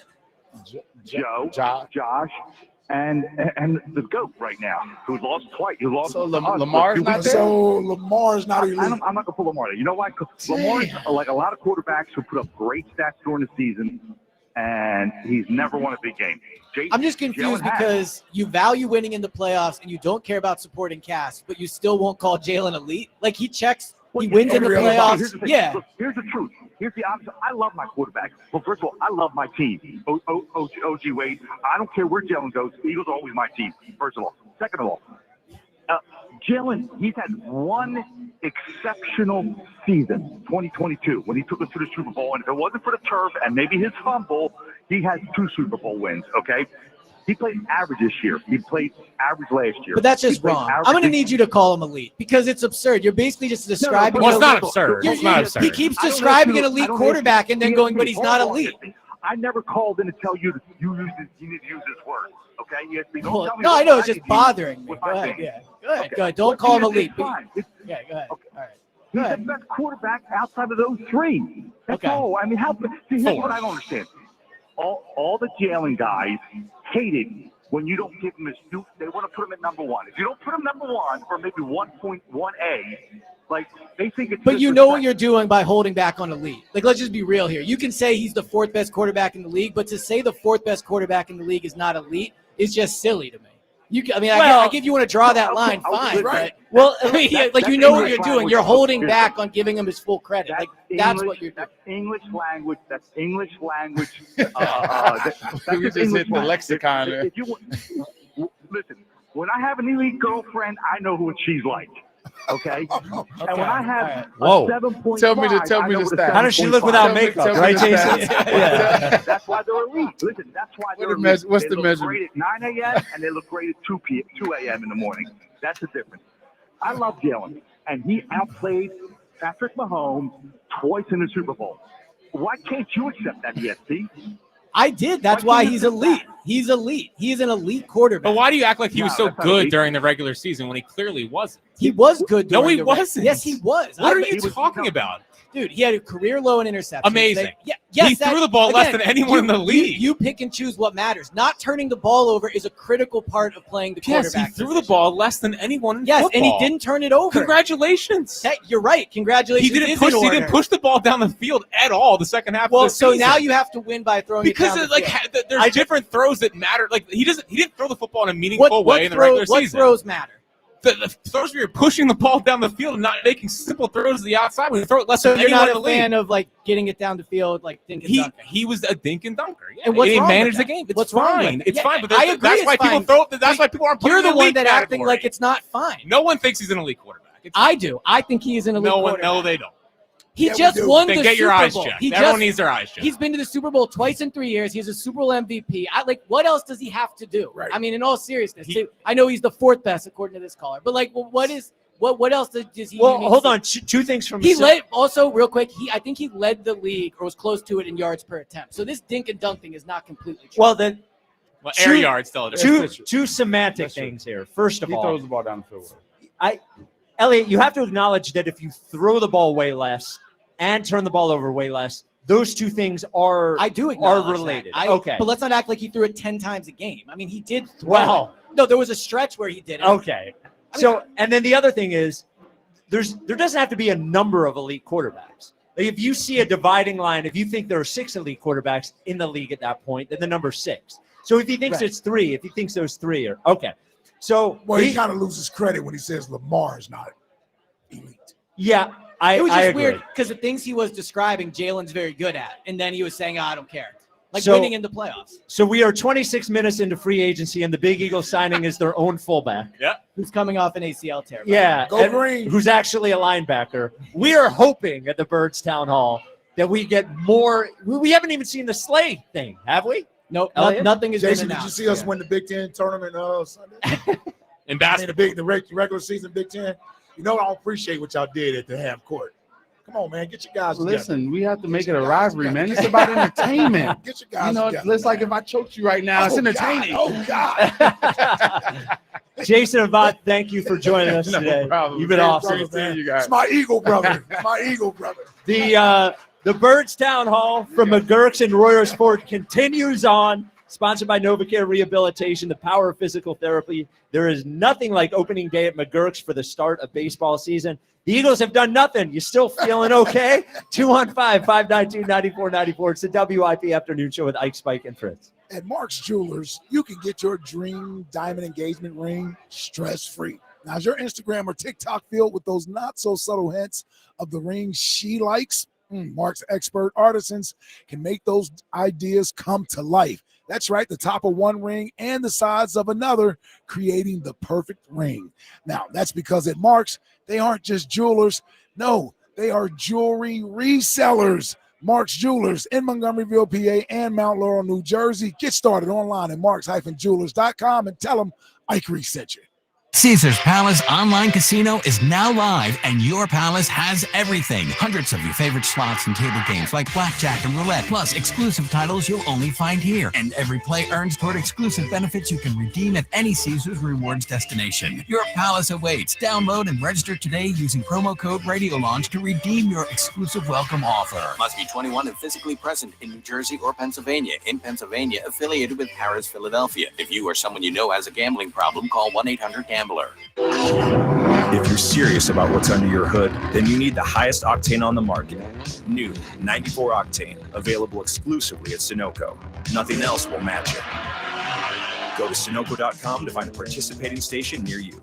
As the seasons and temperatures change, the last thing you want is a faulty HVAC system that can't keep up with your family's needs. Don't worry. You can contact Horizon Services 24/7 to service your existing system or install a new heating and cooling system. And with Horizon Services, the job will be done right the first time. Plus, Horizon has same-day service, money-saving warranties, rebates, and flexible payment options. Schedule a visit today at horizonservices.com. That's horizonservices.com. With Horizon Services, Help is on the way. And we're back. It's the Robin from Robin Ford. I'm going to hawk it up a notch with some big news. Ford Truck Month has landed at Robin Ford. Sam from Aston, you're on the air. Hey, Robin, I need a vehicle for work and play. Something powerful, big, and comfortable. Suggestions? Hatch a plan to get to Robin Ford. 0% APR is back on new F-150s. There's no stopping the Robin. Call me now, 866-THE-ROBIN. Up next, Anna from Springfield. Are there deals on the Bronco Sport during Truck Month at Robin Ford too? Of course! Drive one home today for just $299 per month. You could be here in minutes and perch yourself behind the wheel of a sweet new ride. No matter where you are, you're closer than you think to a better buying experience at Robin Ford. Online at robinford.com. Robin Ford, where cars and trucks are sold. Cheap, cheap.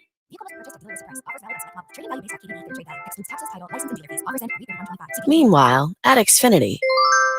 So, influencer life going well?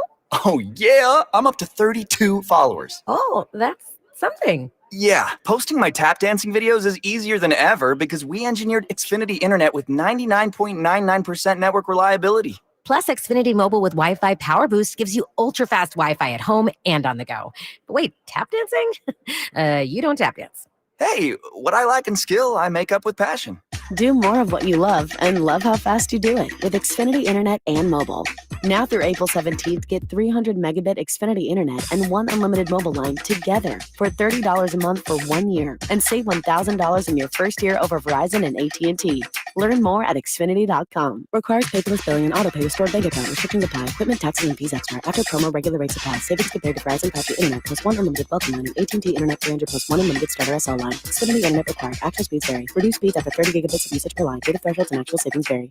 Tonight's Powerball jackpot now has an estimated annuity of $353 million. $353 million. Buy at a retailer or online. Pennsylvania lottery proceeds benefit older Pennsylvanians every day. Players must be 18 or older. Please play responsibly.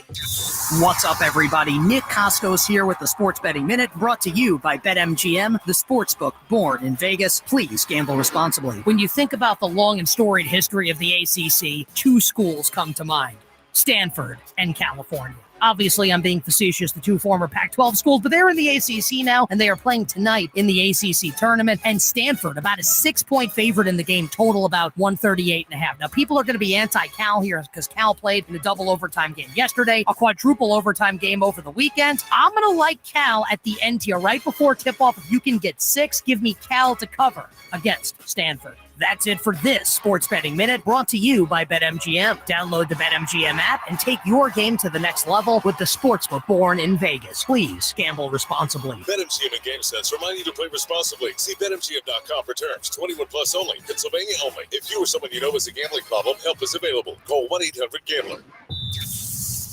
I'm Brian Tedesco, CEO of Blaupunkt Americas, the pioneers of the car stereo.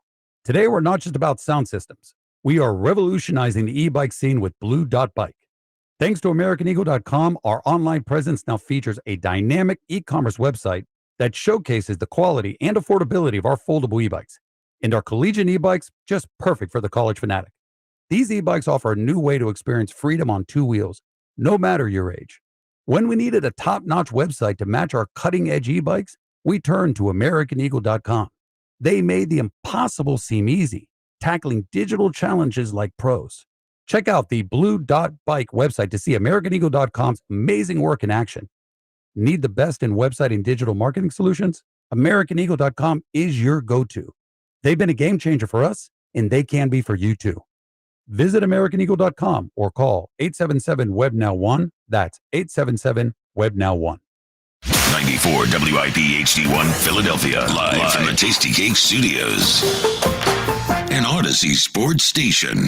This is the afternoon show. Brought to you by Guida Door and Window. Call 1-877-GO-GUIDA or visit GoGuida.com.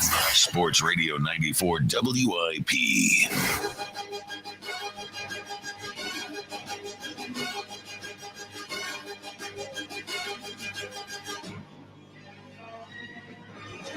It is the WIP Afternoon Show with Ike, Spike, and Fritz. It's not just that, though. It's the Birds Town Hall. We're at MaGerks in Royersford, sponsored by NovaCare Rehabilitation. the power of physical therapy. There's nothing like opening day at MaGerks for the start of baseball season. Elliot over there at the Surfside free agency desk, and joining us now, Ruben Frank on free agency day. How you feeling, Rube? Feeling good. Yeah? Feeling excited. I think Howard's going to sign a bunch of guys. Yeah. So, I mean, I think Howie tried to warn us, Rube, that this offseason was going to be different than previous off seasons. Did you foresee it being as quiet as it has been? I don't think I could have even imagined it would have been like this. Is it surprising to you? No, actually not. I think I said on the pregame show, or the morning show on Monday before noon that Howie's not going to sign anybody. He's going to play the comp pick game. I think that's just the reality he's facing. He's thinking ahead to Jalen Carter's going to come up and Reed Blankenship's going to come up and guys you can't lose. So I'm not shocked. Right now he's looking at a 3, a 4, and a 6 in the comp pick game. I don't think Gainwell's going to get him anything, but you add that to what he has. If he keeps drafting the way he has the last 4 years, he'll be able to replenish the roster, but it's a little bit risky. Yeah, I was going to ask you if he does, right? And I think even if he does, it creates a question for next year. So how, given who they're likely relying on these missing positions, how do you think it affects their outlook for next year? Well, not going to be as good. I mean, you're counting on, Trotter and Sidney Brown and Keely Ringo and a lot of guys we just don't know about. And then maybe they'll all pan out. Will Shipley. I mean, there's so many guys, and the odds that they're all going to be the player that Eagles hope they're going to be is slim. So, look, they still have a ton of good players on both sides of the ball, especially on offense. But I don't know how they're going to be as good on defense with the losses that they've had. The odds that Keely's going to play like Slay did, and that that Sidney Brown's going to play like CJ did, and on and on and on. I don't know how that's possible. The Twitter question is brought to you by Mark's Jewelers. Mark's Jewelers are jewelers, not just jewelry resellers. Experience the difference at marks-jewelers.com. Are you disappointed in the Eagles' start to free agency, or do you understand it? 24.6 say I'm disappointed. 75.4 say I understand it. I think the biggest shock for me, actually, instead of the shock, so do you think, is this a cap issue or is it a cash issue? Is it that ownership is like, hey, we've reached how much cash we can spend, or are they limited from a cap standpoint? Well, in CJ's case, and the Eagles want people to think it's a cap. I mean, Jeff Lurie's got $8 billion in the bank. I mean, that's what the team's worth. And he can't pay GJ. What's his base next year? 1.6 million. Yeah, I think it's like $8 million cash, but it's a low number overall. Yeah, so I think it's clear that there were non-football reasons that CJ's not here anymore. I think that's obvious. He's a really good player, and he's a high variance player. He'll miss a tackle here and there, but man, he brings so much energy, playmaking, attitude, edginess. Brings so much to the table. Well, you're not going to give him away like they did unless there's something else. We got breaking news. We have breaking. Hit the sounder. Hit the sounder. Breaking. Here we go. Hit the sounder. Who did the Eagles sign, Elliot? They lost somebody. Oh, yeah. Again? Free agent cornerback Darius Slay has reached agreement on a 1-year, $10 million deal with the Pittsburgh Steelers. So Slay officially gone. There you go. For 1 year. 1 year, $10 million. That's about exactly what I thought he would get. Yeah, that was the number you threw out there. Yep. Yeah. Rube, do you think there was a number they would have brought Slay back at? Yeah, I think there was a number. It might have been minimum wage. Okay. It might have been $3 million or something. And if he didn't get the offer that he wanted, I think they would have been happy to have him back. $3 or $4 million, but that wasn't going to happen. He's still a good player, and he played well this year. And I don't know, there's a sense out there. He's not the player he was, but man, when he was out there, he got banged up here and there, but when he was out there, he was really good. I do think he's the toughest player to replace that they've lost. I mean, I think more than CJ. I think Milton is. Yeah, I think the number 2 cornerback. I get that Cooper and Quinyon are great, but they're going to play 3 corners quite a bit. And with how good Quinyon and Cooper are, teams are going to attack whoever that other corner is. So if it's Keely, whoever it ends up being, we're going to find out pretty quickly. Rube, I think you're correct. Slay played well last year. Yeah. So I think replacing a corner, especially if he's going to be on an island, that's the toughest one to replace for me. Now, Rube, you said you think Milton Williams is the hardest one to replace. That's interesting because I think we just talked to Jason Bont was just up here, and it seems like most people are pretty confident in Jomo taking that spot. So you think Milton's the hardest one to replace? I like what I saw from Ojimo, but yeah, I mean, that's a big leap. Milton did so many things so well and just got better and better. He's 25. I mean, he's still getting better. I mean, his best days are ahead of him, I think. And to see how he just improved year after year. Moro Jomo, look, you have talent there in the interior, and maybe he'll pan out. It's a big leap from Moro Jomo to Milton Williams, the way I see it. But he's got a shot. I think the big question for all of us is, are we ready for this to be how it operates moving forward? Because they have so many big salaries, and those salaries are only going up, right? I mean, what we hear is this is in preparation for paying Jalen Carter, for paying Nolan Smith, if he continues to perform this way, is that if they are going to have big name play or big salary players at so many positions, we're going to go through this every year. Right. I mean, I don't know how we can't. Not to this extent, though. Right. It won't be to this extent. How does it change then?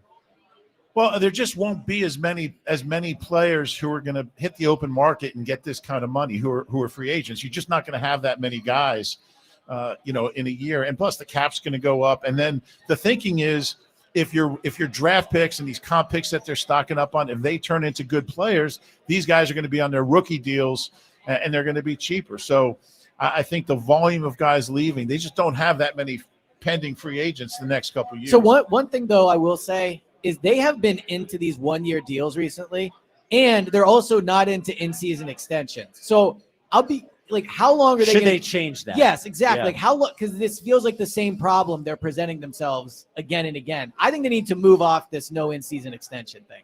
Feels like an overreaction to when they did it last time, and maybe it wasn't great in the locker room, but a business is a business, and you're losing money, in my opinion. Both times Howie's done it, they've gone to the Super Bowl. So right, but then you lose all the guys the next year. I mean, they were going to lose most of them anyway. Not if you sign Milton Williams in week 4 or you offer like they could have paid them they would have cost less earlier in the year than they would now. But I don't necessarily agree with that, because here's the thing: what's the incentive for Milton Williams to sign early?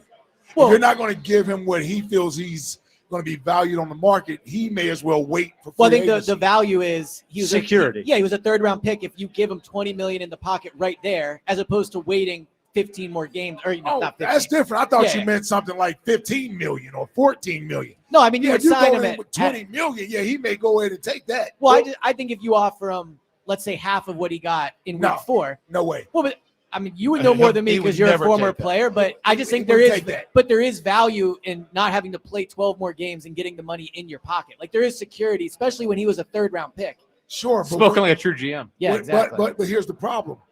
It's called negotiating, and he has to agree to it. No, I know. He understands his value on the team. So it wasn't as if you're going to take snaps away from him. I understand getting money in your pocket as security, but he's betting on himself that he's worth twice that much if he hits the free agent market, and he was. Ike, I actually have a question for you about that in the locker room and the midseason extension. But I'll tell you what's not going to cost you at $10.8 million or $20 million. What's that? That's if you go to Gaida for new windows and doors, Wow. of course. What a pro. Yeah, come on. Wow. That was sick. Didn't even see it coming. It's always free agency bargains when you go Gaida. And, I don't think you could finance a contract like this, but you can finance at Gaida in a great way. Interest-free financing when you go Gaida to replace your windows and doors. How about 0 down, 0% interest for 36 months? And you say to me, that's not enough. And I say to you, how about 72 months? That's right. In that voice? Yes, that is a 6-year contract on your windows and doors. Low monthly payments, no interest, and they make your energy bills go down. They increase the value of your home. You get these expertly installed energy-efficient windows and doors. It's perfect. You go to Gaida, and not only do they have the interest-free financing, but they're going to give you 20% off every single one of their products. There are restrictions. There's a minimum purchase required. Financing is subject to credit approval. I can't go through all the details, but you know who can? Gaida. So go Gaida. Call 877-GO-GAIDA. They get you all of the information, and you can schedule a free in-home estimate or go to GoGaida.com. That's GoGuida.com. All right, Ike, as promised. Yes. So the Eagles have in recent years not wanted to extend players in the middle of the season because of the friction, I guess, it could cause within the locker room. Like, what is that like? Does that cause friction when you're in there and forget about a guy at a different position, but maybe a guy at a same position?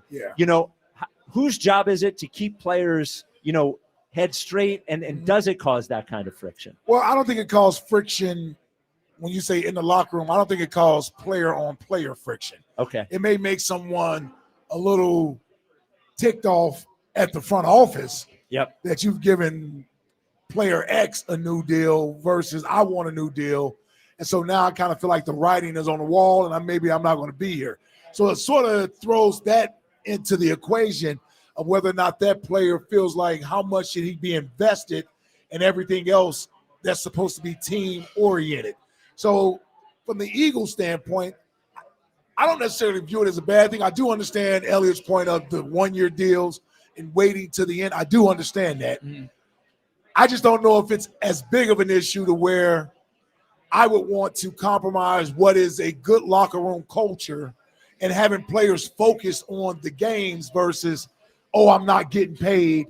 They're not going to pay me. So am I going to put in the effort I should be putting in? Like I do buy that to a degree that it can become a distraction for some players if you're doing that. I can't sit here and tell you I wouldn't feel a certain way towards the organization if I'm in my final year of my deal and I know I've asked for a new deal and they've told me no, and yet they give it to someone else. Who you think you're better than? Who I think I'm better than. It might have cost them CJ. I mean, he saw the Saquon deal. Oh, yeah. And the tweet, we know what the tweet he said. Oh, no, I'm with you there. Yeah, I'm with you. And here's the thing. They may have got out ahead of it before it does. Right? Right. Who knows what CJ is going to be like this year if he realizes he wants an extension and you haven't given him one. Now, all this stuff is complicated, right? The managing the personalities is complicated. The salary cap is complicated. Evaluating draft picks is complicated. And Ruben, we've debated this on the show. And I think you are a perfect person to ask. Because Elliot told us one day. Actually, he didn't tell us. I disagree with Elliot. Yeah. Well, I actually think Rube will agree with What's this. the question? Okay. There's no way Rube agrees with I don't know. Me and Rube talk quite a bit during this. All right, let me ask. Don't poison the well here. So I was listening to the Go Birds podcast. I listen to Go Birds daily every day. I hear Elliot yap. But I 4 think a.m. in your feed. 4 a.m. in your feed. I think it's a good pod. Yeah. And he was doing, I think, like sort of a free agency preview. And he said, because he has covered Howie Roseman so closely over the years, and seen Howie Roseman manipulate the cap, do whatever he does, that he believes if he was hired right now, he would be a good NFL general manager. Do you believe that Elliot, if he were hired today, would be a good NFL general manager? Of course, yeah. You can see it in his eyes. He believes it. Let the guy answer. Look, we there's no bad blood on this show. You can say something negative about Elliot, and we're all they do good. it all the time. Yeah. No, we don't. We do it constantly. I don't even know if Elliot can be good at what he's doing. Yeah, there it is. I just don't see how you don't see, Spike, me following what Howie's done for 10 years hasn't been an educational experience. Because you still can't explain how Howie does what he does with the salary cap. I can't explain No, how you he didn't. does it. Okay, so you said you said if they wanted to sign people right now, they could create. If they wanted Myles Garrett, they could create cap space And to that's sign correct. Myles Garrett. So how would they do that? They would cut a fat signing bonus check to Myles Garrett. They would put it over a bunch of years, which would give him a low cap hit. That's how they would do it. But they're not doing it because of cash, because they're not spending the money. No, but the That's cap, different than all those cap cap hits, they add up. They Like, do. I they're agree. there. To the cap number. Yes, to the cap number. Yes. So eventually there is a limit on that, and you can't quite explain how they do that. No, I don't think you're understanding how they do it. There's $22 million left in salary cap space. Yes. They could give Myles Garrett the exact contract he got in Cleveland. $40 million a year. And his cap hit would probably be like $12 million. No, but it eventually you would have to account for all of that money. I agree, but how he does it every year is constantly restructure, and the cap hit always goes lower. So you keep cutting bonus checks and so the cap number stays low. But then the cap continue. Eventually, you have to pay the. Well, then why piper hasn't on it those. happened to the Eagles? Yeah, but it's happening this year. They have almost a Pro Bowl level contract at like every position on offense, and they don't have them on defense because they don't need it on defense, frankly, right now. Well, they need could, something, but on they defense. could if they wanted. So two things here. Yeah. First of all, they're structuring contracts now that really the bonus stuff is already built in, and the base salaries are low. So right, that's what I'm saying. It's hard to do. I mean, Cam Jurgens has a little room to redo his, but there's Right. not a ton of contracts that they can restructure right now. The other thing is the most important thing, and I think the thing Howie's gotten really good at that I didn't see coming was player evaluation. And to be a GM. Yeah, Elliot, are you ready to go to the combine and with your stopwatch? So you leave the combine early, Elliot. I don't mean I thought Quinyon Mitchell was a bad pick. I was wrong about Quinyon. GMs get him wrong. I don't know what to Howie say. doesn't. But he he did for a while. You think But hold on. Travis Hunter is going to be a bust? I do think Travis Hunter is going to be a bust. I would not take him in the top 5, but I wouldn't. But I don't think Howie's gotten better at evaluation. I think hold on. I think they've gotten better at bringing rookies along. Like, I think the way Nick has a developmental program, I think having more talent around the rookies helps. And I just think he started drafting guys from big programs. Let's not act like he's finding, diamonds in the rough. Well, Quinyon Mitchell. I could if I drafted from Georgia every year for 4 straight years, I would probably hit Quinyon Mitchell, got Cooper DeJean, and Jalen I Hunt. said I was wrong about Quinyon. You got an all-pro from I know, the Big Toledo. Ten. Take a deep breath. You know. Would you have been scouting Toledo? Is Howie scouting Toledo? Howie has scouts. He got that an scout apartment and then in they Toledo. talk. Yeah, okay. Well, Nick's the one that was in on Toledo. I think what Howie does is he has people around him that tell him information, then he makes decisions. That's what I'd be good at. Oh, so you'd be good at listening to other people. Yes. Correct. Tell him how to That's what I'm good manipulate at the now. cap. Yeah. Do the Howie thing. True. Jake Rosenberg was huge for Howie for a bunch of years. I think Howie would tell you that. Ruby also said yesterday in response to Joe Banner that he disagrees with Joe Banner. I on the disagree cap. with his assessment. I would be interested to see why Joe Banner feels that way. So Joe Banner said that the Eagles are in a more precarious cap situation than they have been in years. He said, not insulting them, they won the Super Bowl, but their cap situation hasn't been like this in years. I would like to know why he feels that way. Well, Rube just said there's not a lot of contracts to restructure. But they have $22 million in cap space. They could still do things if they wanted. Well, they have to field an entire roster with that cap space. And they have one of the best rosters in the NFL. I agree with Joe Banner that there's less flexibility than there was in past years. I do agree with that. But I wouldn't say they're in a bad cap situation or precarious, whatever word he used.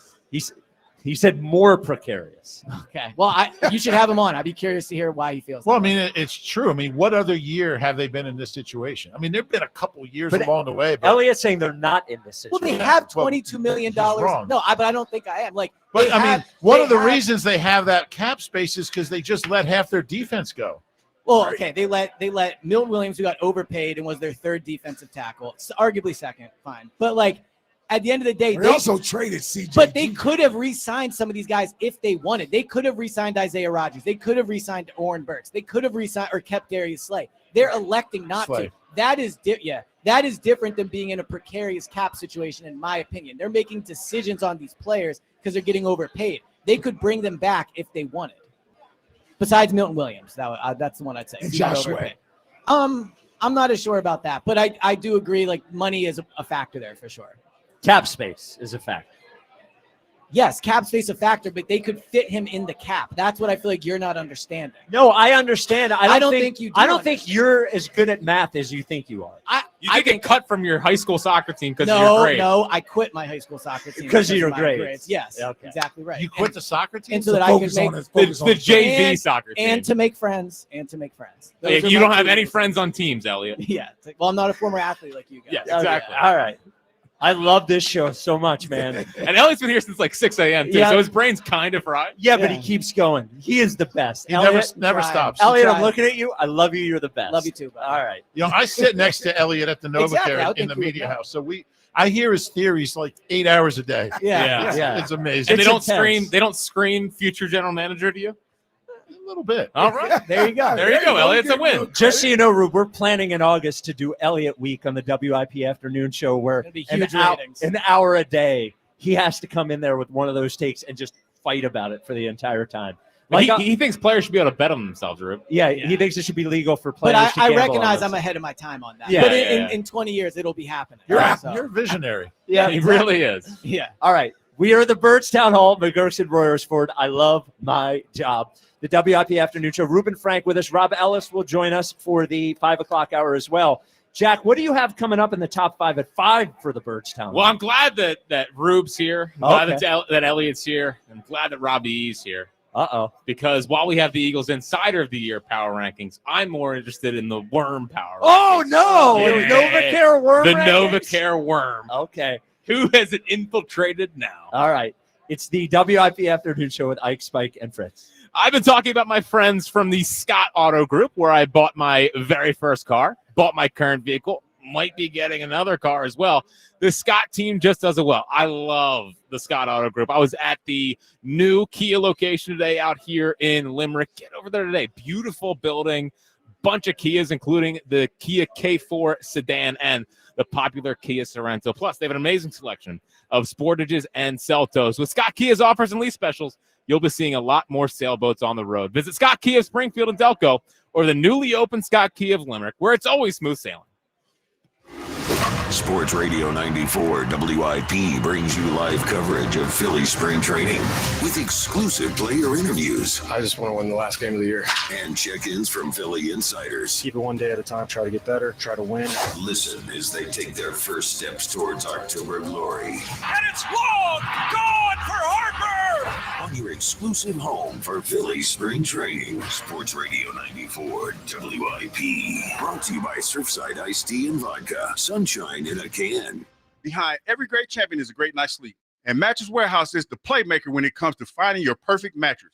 While others try to match you, Mattress Warehouse bed match technology is backed by science to find your perfect fit. Now during the tax refund sale, score up to a whopping 60% off warehouse-wide. Plus, you can grab a free adjustable base with select purchases. And with their 1-year lowest price guarantee, you'll rest assured knowing you're getting the best deal. Do what I do. Shop mattresswarehouse.com. This season, a new hot deal has arrived at Metro. $25 a line for 4 lines with all the data you need and 4 free Samsung Galaxy A15 5G phones. Getting Metro's best deals is easy. No ID required, no activation fees. Get a new number or keep your own. It's up to you. That's 4 lines for $25 a line, plus 4 free phones. Visit a store or go online today. Only at Metro by T-Mobile. When you join Metro Plus Tax, for a limited time and subject to change. Max 1 offer per account. It's March matchup season at BetMGM. Ready to shoot your shot? Lock in your picks for this year's tournament with the Sportsbook born in Vegas. Being on the sidelines is one thing. This March, get into the game with exciting state-of-the-art live tracking technology, exclusive Sportsbook selections, and so much more. Check out BetMGM Originals for dozens of markets you won't find anywhere else. Take a shot at our exciting free-to-play games for your chance to score odds boost tokens, bonus bets, and many other prizes. Plus, new players can score up to $1,500 in bonus bets if their first bet loses. From the big dogs to the underdogs, March matchups at BetMGM is a player's best friend. BetMGM and GameSense remind you to play responsibly. See BetMGM.com for terms. 21 plus only. Pennsylvania only. First bet offers for new customers only. All other promotions for existing customers subject to eligibility requirements and rewards may vary. If you or someone you know has a gambling problem, help is available. Call 1-800-GAMBLER. In a world filled with financial information, Citizens can help you make sense of it. So whether you're signing up or hitting snooze on some financial newsletters, scrolling through your socials that all seem to be saying the same thing, or getting together with your neighbors at a cookout to game plan college funds, you're ready to make the most of it. Make sense of your money with Citizens. Learn more at citizensbank.com/made-ready. T-Mobile home internet is all about speed, value. What you doing, Zach? Personally, there are so many benefits. You got to talk fast. T-Mobile home internet ranks #1 in customer satisfaction for home wireless internet by J.D. Power. Wow, you are good. Try singing it. T-Mobile has price lock. They won't raise your rate on internet. Hulu and Paramount Plus on there. Get T-Mobile home internet all in for just $55 a month with auto pay and any postpaid voice line. Additional terms apply for J.D. Power 2024 award information. Visit jdpower.com/awards. Good morning, freaks. Who's ready to move? Let's start this day right. Tasha's morning dance parties are meeting rave reviews. Lose your phones and find your groove.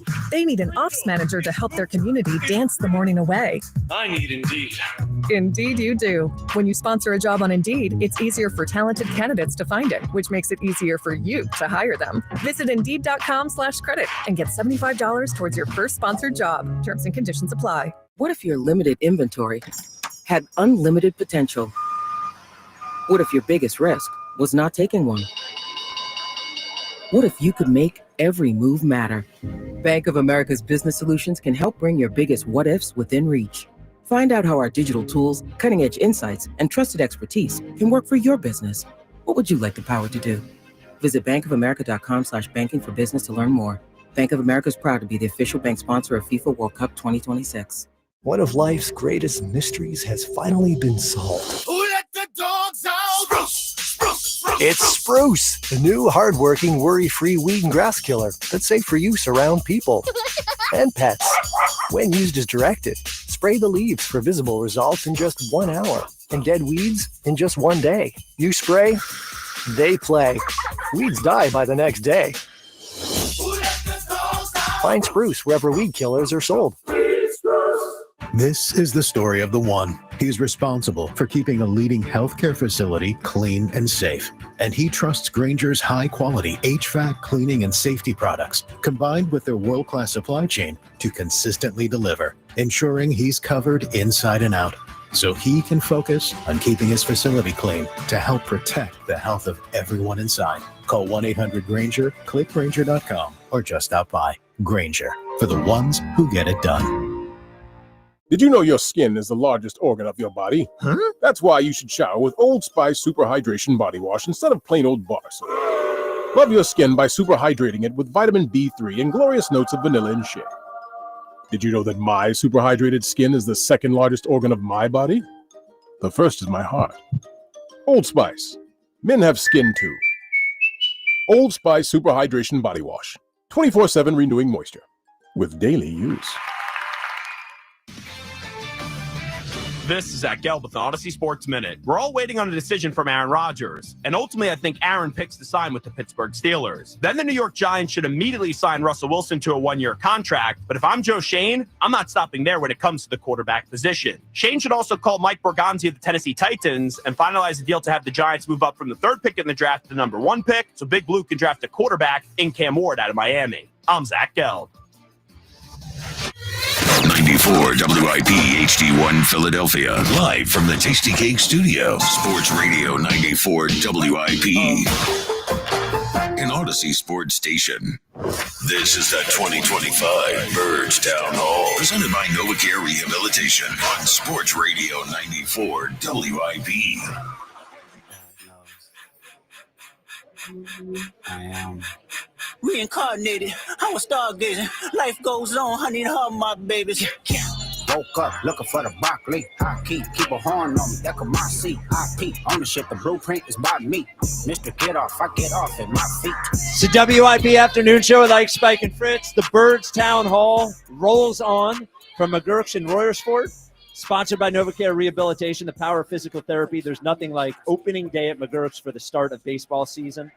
Elliott Shore Park's over there at the Surfside Free Agency desk. Surfside Iced Tea and Vodka, the official cocktail of Philly sports. Ruben Frank with us. Rob Ellis will be with us momentarily, but it's the time you've all been waiting for, your favorite time, your favorite segment of the WIP Afternoon Show.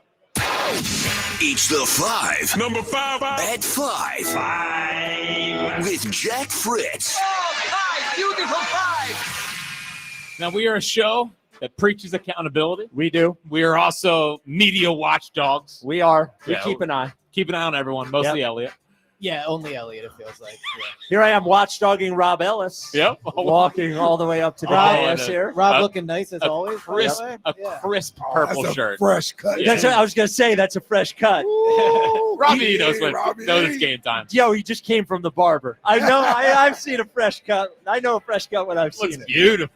There he is. So for those of you at home that do not know what the worm is something that Spike and I made up that infiltrates NovaCare every once in a while and puts out narratives to try to maybe calm down anything that's going out there, any fear, I guess, about the team, right? Yeah, so the NovaCare worm is inserted into Philadelphia Eagles media to maybe direct what they're going to say.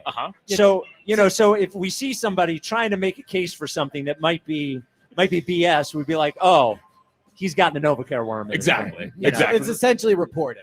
No, it's not. It's no, water carrying. yeah, It's what we call it. It's like it's reporting things they don't agree with. Well, no. Yeah. Let me a little proof that Rube doesn't have the worm. So yesterday, and we'll get to the top 5. Yesterday, they trade CJGJ. Well, hold on. Oh, should I not? No, don't do that one yet. Okay, all right, don't do all that. right. Let's get into it. Number 5 is Ike Reese. Oh! Yeah, it's been a long time coming. It's been a long time he's coming. wormed up. He got all wormed. Anything they do this offseason, I'm fine with. They just won the Super Bowl. I've heard that 4 times this offseason. It's who cares? No one cares about the E. Yeah, exactly. Makes sense. Makes sense. When they win the Super Bowl, that's what happens. Ike wanted Mekhi Becton. He's like, well, guard is so easy to play. It is. We found ways to pivot. This is when I know Ike is beaten down and exhausted. Oh, listen. He's not even putting up any fight. I got nothing on him, Rob. Man. So here's the thing, though. Jack and Spike have worn you down. No, listen. Well, 3 hours of his Jalen Elite. They've been waiting to get to this worm thing all day, so I've been anticipating this coming. Well, the thing, it too, doesn't is matter where I was going to fall at on this. I didn't know Ike would be on the worm Yes. to be honest and with they you. know about worms because they're the biggest Phillies and Sixers worm. Exactly. They're well aware. Seems like someone's worried about how high they are in the worm bracket. I'm sure I'm plenty high in the worm When bracket. your team wins the World Series and Spike, I'll forget about Yeah, that. they're Never done. forget Yeah, Or how about when they choke again? Then we'll see what the worms Don't say. sound so giddy over there. Yeah, pitched around Bryce. Yeah. What do you want them to do? They pitched around him in game 6 Yeah, and 7 against the exactly. Diamondbacks. At least my squad actually won the title. Number 4 is Devin Caney. Always on worm power rankings. A new addition. She was going to be higher because on the other day she said, for everyone freaking out, remember this Higher Roseman quote, which has been regurgitated over and over again. She did. She was negative about the CJGJ move, Which though. got her back from number 2 to number 4. In fairness, if you're going to be the sideline reporter, you got to be wormed up. Yeah, we know that one. Yeah. Well, it's the truth. It's the truth. Teams, you can't get back to the Super Bowl after you lost. It's impossible. Yeah. Don't even try. Don't even show up next year. Yeah. 3rd is Elliott. Yeah. I mean, warmed up. the disgusting pro Jalen arguments today. If you could just admit Jalen was elite, then it would be way He was easier. elite. Since you won't do it, everyone that says it's a worm. He was elite for 2 games. Yeah, okay. And then the disgusting Calcaterra is actually just as good as Goddard, so they can let Goddard go. That's strictly from the motive. That's a tough pill. I didn't say that. That's not even completely what I said. It's worm. It is. It is. Basically what you said. All right. Goddard made some big plays. He this did. season. I agree. So did Calcaterra. Wow. Wait, Calcaterra's like a receiving tight end. Yeah. That's what I said. A complete tight So end. did Jahan Dotson. I mean, Yeah. It's a good point. It was a good trade, Rob. Yeah, they won the Super Bowl. Yeah. Who cares to give up a 3rd-round pick for him? I don't know. Goddard single-handedly wins the Saints game. I agree. You know? I would keep Goddard. And he ran over the guy in the Packers game. No one talks about That's that. right. Yeah. Step on him 3 times. bully ball. Yep. That's Come what- on. That's what we do. Yeah, See I don't see Calcaterra Grant do that. Calcaterra doing that. Look, if they cut Goddard, if they cut him, I'll be mildly critical. That could wow. Wow. Wow. Wow. Listen, Goddard You can be mild. yeah. Goddard to the Colts and Azeez Ojulari are big for your I agree. insider of the year power rank. Trust me, I know. Yeah. Second on the worm power. I really hope I'm not second. No, you're not on that. You're first, Rube. Jack's too afraid to put you with you here. Exactly. Second on the worm power rankings is Ross Tucker. Oh. And this has nothing to do with him saying before the show, stop tweeting about baseball. I promise nothing to do with that from Ross After Tucker. he left, by the way. After he left. But he did this. He does this every year, and it pisses me off every single year. He tweeted, just so you guys know, the roster's not done on March 12th. Grow up, Ross. Wow. Grow up. Wow. Number 2 worm? Yeah, number 2 And worm. you gave him a grow up, too. Yeah. Well, he does need to grow up a little bit. I appreciate that you even got the voice down. Yeah. Yeah, And he's That was impressive. he's the color analyst for the preseason game. Oh, yeah. Well, he's he very got an happy with extension that this job. offseason. Yeah. Wonder where the worm comes into that. Yeah. Yep. We're on to everything. But the number 1 worm. Who is number 1? Well, the number 1 worm is actually a collective worm, here we and go. it's the simp beat reporters. Yeah, that that's all, true. that That's all true. tweeted the same thing yesterday. That Eagles PR felt like they wrote for them, Oh, saying, "Well, it was actually a cost-cutting move." And, like it was gross. Every single beat reporter tweeted the exact same thing. Not everyone. Well, you didn't. That's why you're not on the list, And Rube. I give you credit because you said earlier, you were like, the CJGJ thing is not a cost-cutting move. And Jack's got a point. So why should the beat writers be punished for doing reporting on what the team's thinking? not reporting. On what They're not using critical thinking. They're being sheeple. Did you find out what it was? Here's the thing, Elliot. They're being sheeple. Is yes, you have to take the information that you're given, but you also have to put it through a filter of, do I believe this is true? Otherwise, you've got the worm. But there's also something to be said for simply finding out what the team is thinking, presenting that information, allowing people to have their own. How do you think? Well, because they didn't say the team said. Right. In that case, they are presenting what the team is thinking. When they say this was this, they are presenting what the team told them as what they are thinking. He's right. I agree with that, but it's still presenting information on the team's thinking. No, it is presenting the there's only information that one. the team wants you to believe that they're that's thinking. the And, difference. and it was BS, and we all knew that. Come on. Rube didn't get a worm, and now he's up there. Jack, here's the honest question, the top 5 at 5 honest question. If this was being done in studio, not at the great MaGerks in Royersford, what's that? It's Royersford. We've been Yeah, they're correct. all They're up very and on. upset about the Ford thing. Yeah, Royersford. Is that a thing? Yeah, it's a thing. Royersford. There you go. Thank you. Would Rube have made the list? No. There's no worm Okay. with Rube. No, There's Rube's worm. Just making sure. Rube's not wormed I up. don't buy it, Rob. I don't buy it either. Yeah. I didn't see a tweet from Rube yesterday. I saw a disgusting I amount also of tweets. deleted my Twitter. just I know trying you to did start delete your What Twitter. tweet did I put out yesterday? You didn't put anything out yesterday. You're collected. Yeah, there's a lot of warmed up since they won the Super Bowl. Now you're only number 5, which I think is going well. You've never been on the Super Bowl. It's pretty crazy since they won the Super Bowl. People have been more positive. That's pretty It good. is. It is nauseating. Yeah, it's like they have the best season in franchise history, and it's like, hey, they might be good, and Jack's like, whoa. No, it's the haze. That is what it is. It's the haze. It's the haze. I can't wait till the Phillies ever win a World Series again. Here, If they win a World Series, No. Here's the I'm truth. going to be Alex. shirtless. Here's the truth about the Super Bowl thing.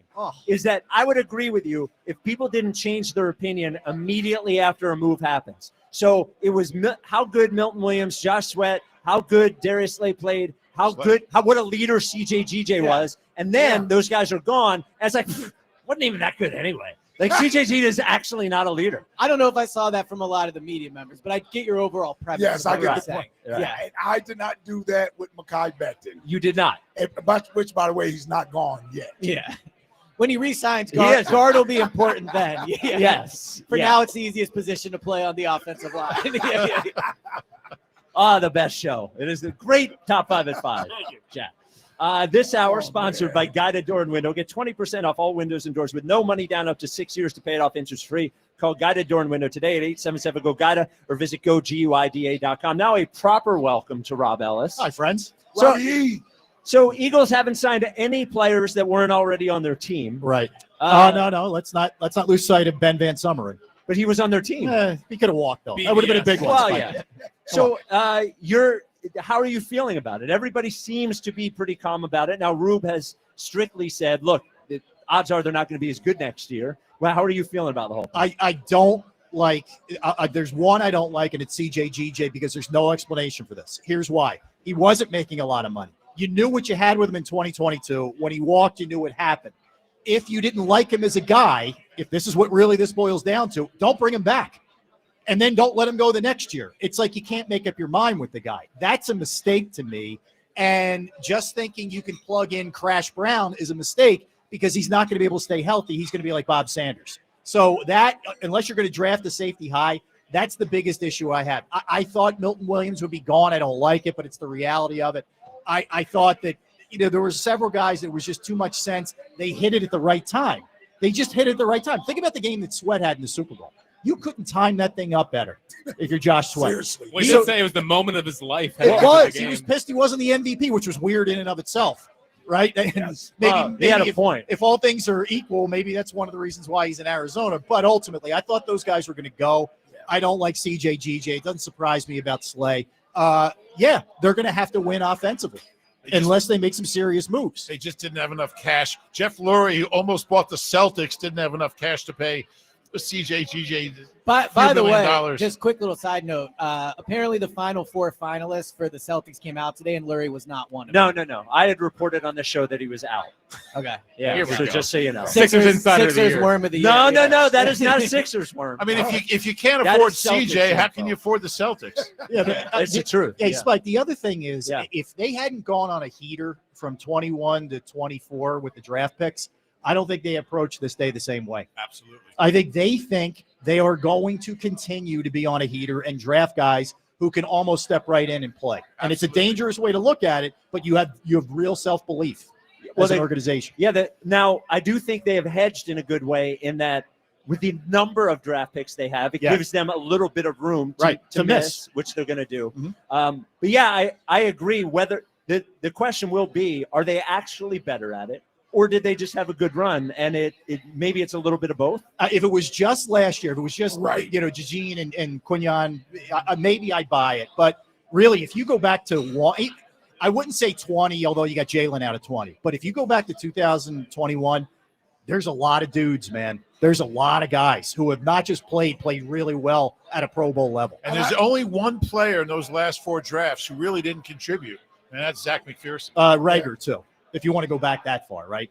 I'm saying in the first, say, 4 rounds. Yeah, well, Rager re-signed with the Chargers today, by the way. Huge. I'll tell you From this, the though. free agency desk. Big move for Harbs. The reason why I'm okay, at least right now, until proven otherwise, with the draft strategy and philosophy now, because I believe it's changed. I mean, listen, they took 2 corners last year in the first 2 rounds. They hadn't drafted a corner in the first round since Lido. Yeah. That's 24 years ago the last time they had drafted a corner. They're different. In the first round. They're different now. So they paid a running back. Yes. I mean, they're doing things a lot They're different doing than they things a little normally do. different than what they used to. So to me, that says, and you, Rube, you probably would know better, and you too, Elliot. Thank you. There's probably different. Well, I mean, you guys cover the team. Yep. So there's probably different scouting personnel there, right? There has to be something that's different with the scouting department, or at least how Howie is going about selecting players. Well, I think, and Elliot said this earlier, I think when you take guys from the SEC, I mean, that's all they do is they take SEC guys and they, a few guys from big schools in other conferences. But, those are sure things. They're not making those risky picks anymore. Well, I I don't know if you guys think knew the Big Ten has won the last 2 national championships. Well, they weren't Iowa. Yeah, I think when you're bringing players into the Eagles' They never draft environment Ohio too, State guys. Yeah, like they have a good environment there with talented players. It just makes rookies easier to succeed. So when they, maybe didn't have as good a coaching or the talent wasn't as good, these guys came in with more on their plate, and it was more was asked of them. Elliot, you're right, but there was more of a safety net with some of the guys who were already in place. In other words, you had Slay, you had Ringo, maybe if Quignon wasn't ready, if Cooper wasn't ready. Now it's you better be ready to roll. You better be ready to roll if you're drafted in the first or second round. And I mean, they have missed like Jordan Davis. I don't know if you would say is a miss, but I don't think he's not lived up to what they expected with the 13th pick. Yeah. Tyler Steen, they're clearly not huge on. So they do have some misses, but when you're hitting and you have all the talent, they just don't stand out. Bryce Huff's a major miss. We don't really talk about him a ton either. So their roster is so good and they're winning at such high level, the misses just don't stand out as much. I was going to say that the story hasn't been written on Bryce Huff yet, but then I thought maybe I would end up on that list tomorrow. No MaGerks for you. No, I don't think the Eagles are play. Like I haven't heard anybody say that except for Elliott. That's what Howie said. We've talked about him having to step up this year. Like, I mean, I don't think they're going to cut him. They've been giving him too much money. They could. And if nothing else, well, I think they would need him cut him. depth. I think in training camp, if it goes poorly, you could see him cut him then. Right. I think he'll be in training camp. I think the thing I would agree. why it could go a couple different ways is Fangio doesn't care. And I know that's ultimately, Howie's got to sign off on it and he doesn't have the autonomy to do it himself. But we saw what happened with Devin White. He didn't like Devin White. Devin White didn't play from the jump. Agreed. Yep. So it's a lot more money. I get that. But if he's not showing anything, it could be my butt. Especially if they take an edge at 32. Yeah. It's just, the cap ramifications pre-June 1st are pretty bad. That's why I think you'll see him come to camp. They'll see if there's anything there, and if not, they'll trade him for something or cut him. Or I wouldn't got be a lot of surprised trade value. I know it's early for the draft, but I wouldn't be surprised if they move up. Yeah, I wouldn't either. You think move up? More likely move up. Yeah, I think they move up to get. You got a ton next year. You got how many 4-3s, whatever it is? I mean, Is that insider of the year stuff or not? Yeah. All right. Oh, he just picks you up. So does that get him off the worm list? Yeah, You can do both? I didn't know that you could do both. Well, he's recused himself from Insider of the Year voting this year anyway. Oh, really? Yes, he has. It's an early start for next year. He said he wasn't getting enough respect, and he like. Oh, yeah. I mean, Rob, I've been on the heater for the last I know that. 365 days. I've been right by just about everything. So you just dropped the mic and walked off. Yeah, I get it. Yeah, well, they told me it's not really. Well, all you've gotten inside right information. is Mekhi Becton's going to start at guard. Yeah, that was really the. That was a big one, Saquon though. It was a thing, big right? one. I got the defensive draft right. Wait. Yeah, I got all First the of all, things right. Saquon was before Insider of the Year began. That's true. Yeah, but it could count on the It's rest still of that. part of my year, though. Sure, and then it's hard for. By the way, the draft was last I April. got the Jeremiah pick right. Trot Jr. Yep. That was last April in the 5th round. I'm just saying, me and your dad argued prior to the Yep. draft. Well, we held him about that. accountable for that. Yep. We held him accountable for Okay. that. What else did I get right? I don't know. You're the one Well, presenting your case. I had Cooper DeJean. You liked wanted Cooper DeJean. That's my first pick. Okay. But that was was the second. He was the second pick. You got that wrong. I know I got it right though. When we Good player. took him. Yeah, you got good eye for football. That's making you inside. It's clear the top two should be me and Ike. I don't know what else you guys Hold on, want did to I say. not pick the Eagles in Kansas City to make the Super Bowl? I don't know. You had a That's lot not of insider. Wow. Way to go out on a limb, Mike. Again, You had the Chiefs coming from the AFC? That was inside info. On Hey, Oh wild. my God, man, y'all haters. No, man. we are, yeah. Like, you have the Dodgers winning the World Series? No, I picked the Phillies. I got penalized for that. All right. Never. Rube, let me ask you this. So we did a show a few weeks ago about backs who have touched the ball 400 times their next season. It's not just lower production. There's a lot of injuries on that list. So Saquon touched the ball 507 times. Yeah. Wow, that's a lot. And in a 20-game season, because he played 20 games this year, even 20 touches a game, which would be a significant decrease, is still another 400 touches. So how did they approach this season with Saquon, knowing what he just did and knowing the history of what happens when backs do that? Yeah, it's a great question. And it kind of, you look at that extension they gave him and the history of running backs in their late 20s, it's not a good one. And there's been some exceptions. Obviously, Derrick Henry's one of them. But I think Nick does a good job of kind of, managing him during the week. He doesn't practice on Wednesdays. When they were in blowouts, he would get him out of the game. They don't have Gainwell anymore. So, I guess Shipley or whoever they add. But it's a challenge. And I don't know. I mean, I think anytime a running back has that many touches, you're playing with fire a little bit. Now, I don't blame him. I mean, the way he was playing, it's not like, hey, let's give Gainwell 20 carries. But it's, the history of running backs coming off that year is ominous. And, I mean, the odds say he's going to get hurt at some point. He's going to miss a couple games. But you got to have a guy who can go in there you can trust to get, hey, Miles Sanders is on the – I know we've been talking about it. I would bring him in. I would bring him back. I don't think the coaches like him. I don't think they like him either. Yeah. I think the Super Bowl was the end of that. They did bench him like a second into the game. Didn't go well. Totally forgot about that. But I do believe, Spike, I think they addressed that. I don't think they're and nothing against Will Shipley, but I think they know. So you think they signed another running back? I do. I think Will I Shipley. absolutely I think do. Will Shipley's the backup. Really? Yeah. I'm excited for him. The only thing worries I'm not me, saying I Elliot, agree with it, but I think that's what they'll do. I mean, he's he had a smaller guy. He had a 57-yard run against a team that had given up, and that was great. It was exciting, but I mean, I didn't see a whole lot from him other than that. He's a He good didn't kick have much returner. pop to me. He did have good training camp stats. In all seriousness, he got the ball quite in a that bit. case. Yeah. Oh, man, hit Yeah. the breaking news sound. yeah. So did Lorenzo Booker.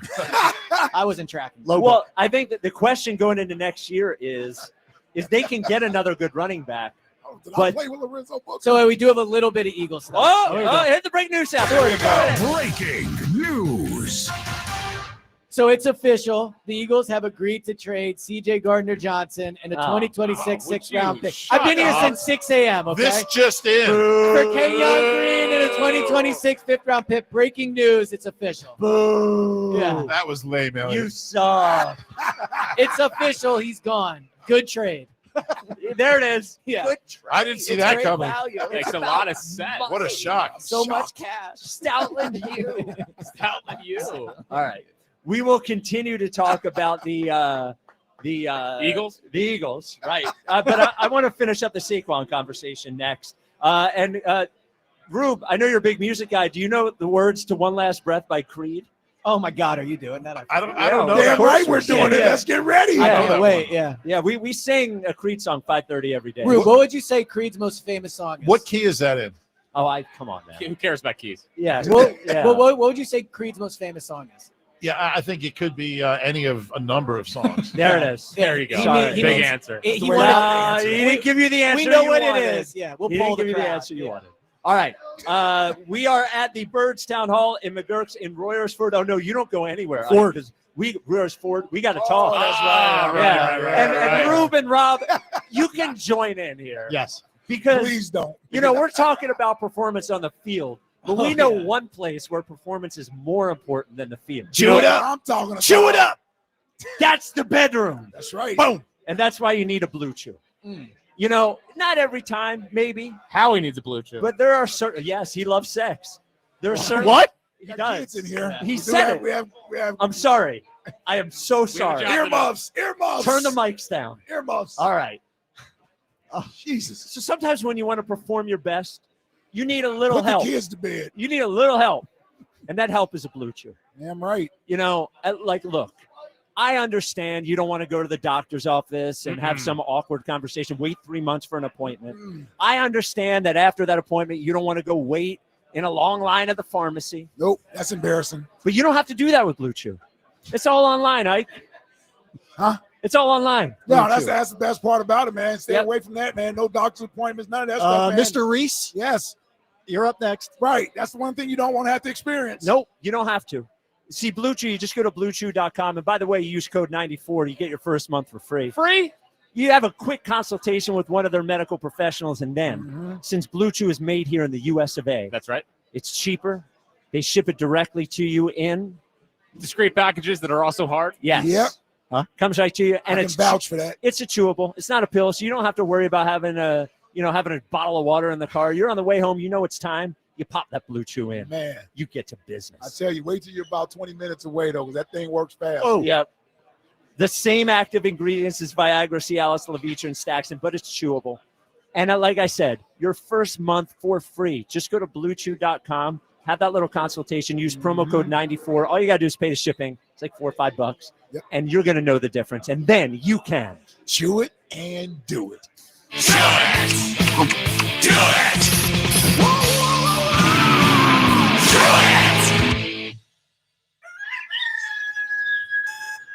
Oh, mornings. Some people love them. Okay, you have everything for your math test, and then what do you Some people hate them. Everybody get in the car. Go, go, go. We've all got to do them. Good thing Wawa's up and ready for you every morning. With fresh coffee, hot sizzlies, and fast, friendly service to keep your morning moving right along. Mornings made easy. Gotta have a Wawa. What's up, everybody? Nick Costco's here with the Sports Betting Minute, brought to you by BetMGM, the sportsbook born in Vegas. Please gamble responsibly. When you think about the long and storied history of the ACC, two schools come to mind: Stanford and California. Obviously, I'm being facetious, the two former Pac-12 schools, but they're in the ACC now, and they are playing tonight in the ACC tournament. And Stanford, about a 6-point favorite in the game, total about 138.5. Now, people are going to be anti-Cal here because Cal played in a double overtime game yesterday, a quadruple overtime game over the weekend. I'm going to like Cal at the end here, right before tip-off. If you can get 6, give me Cal to cover against Stanford. That's it for this Sports Betting Minute, brought to you by BetMGM. Download the BetMGM app and take your game to the next level with the sportsbook born in Vegas. Please gamble responsibly. BetMGM and GameSense remind you to play responsibly. See BetMGM.com for terms. 21 plus only. Pennsylvania only. If you or someone you know has a gambling problem, help is available. Call 1-800-GAMBLER. 1-877 Cars for Kids. KARS Cars for Kids. 1-877 Cars for Kids. Donate your car today. Donate today at carsforkids.org. Your car, running or not, could be picked up as soon as the next day. No title, no problem. Go to carsforkids.org today. 1-877 Cars for Kids. Donate your car today. Now accepting donations of land, homes, buildings, or any kind of real estate. Comcast Business helps turn today's small businesses into engines of modern business. It's how restaurants become reliably up and running neighborhood favorites. How retailers become seamlessly restocking, cyber-securing, must-visit shops. And how healthcare offices become the data managing caregivers that we all depend on. With reliable connectivity, enhanced cybersecurity, advanced fiber solutions, and Wi-Fi backup, Comcast Business is powering the engine of modern business, powering possibilities. Now through May 4th, new customers can get started with 150 megabit internet for $59.99 a month for 12 months with a 2-year agreement. Plus, ask how to get up to a $500 prepaid card on a qualifying gig bundle. Call today. Restrictions apply. Not available in all areas. Requires enrollment and paperless billing and automatic payments with bank account. Early termination fee applies. Equipment, taxes, and other fees extra and subject to change. Tonight's Powerball jackpot now has an estimated annuity of $353 million. $353 million. Buy at a retailer or online. Pennsylvania lottery proceeds benefit older Pennsylvanians every day. Players must be 18 or older. Please play responsibly. Buy 2 windows, get 2 free with no payments and no interest for 24 months. Visit windownation.com. Why settle for any meal deal when you can have one you really want? Wawa's $5 big breakfast deal gets you any sizzly breakfast sandwich, any size and flavor hot or iced coffee, plus a hash brown, all for just $5. Now featuring our new French toast sizzler. It's the $5 big breakfast deal, and Wawa made it big just for you. Big taste, big value. Mornings made easy. Gotta have a Wawa. Welcome to Staples. I hear Staples prints it all for any business. You bet, and we'll beat any print quote. So if I had a pizza place. Staples can print signs, menus, pizza boxes. A landscaping business. Oh, we can print yard signs, t-shirts, brochures. How about a pizza/landscaping business? I'll call it Dough and Mo. I like it. Right now at Staples, get up to $250 off your print purchase. Ends 4/5, exclusions apply. Visit staples.com/print for offer details. Price match guarantee valid in store and staples.com/print. Visit staples.com/price match for details. This is the story of the one. As a quality technician in a food processing center, she knows that making the right call is the best way to avoid a recall. That's why she trusts Grainger's world-class supply chain to deliver the high-quality supplies she needs to help keep her production line, her equipment, and her customers happy and healthy. Call 1-800-GRAINGER, click Grainger.com, or just stop by. Grainger, for the ones who get it done. Back to the 2025 Birds Town Hall, presented by NovaCare Rehabilitation on Sports Radio 94 WIP. I cried out, heaven save me, but I'm down to one last breath. That's right. And will it let me say, hold me now. I'm 6 feet from the end, and I'm thinking maybe 6 feet ain't so far down. With your heart, hold me now. I'm 6 feet from the edge, and I'm thinking maybe 6 feet ain't so far down. I'm so far down. It's a WIP Afternoon Show. Whoa! These guys know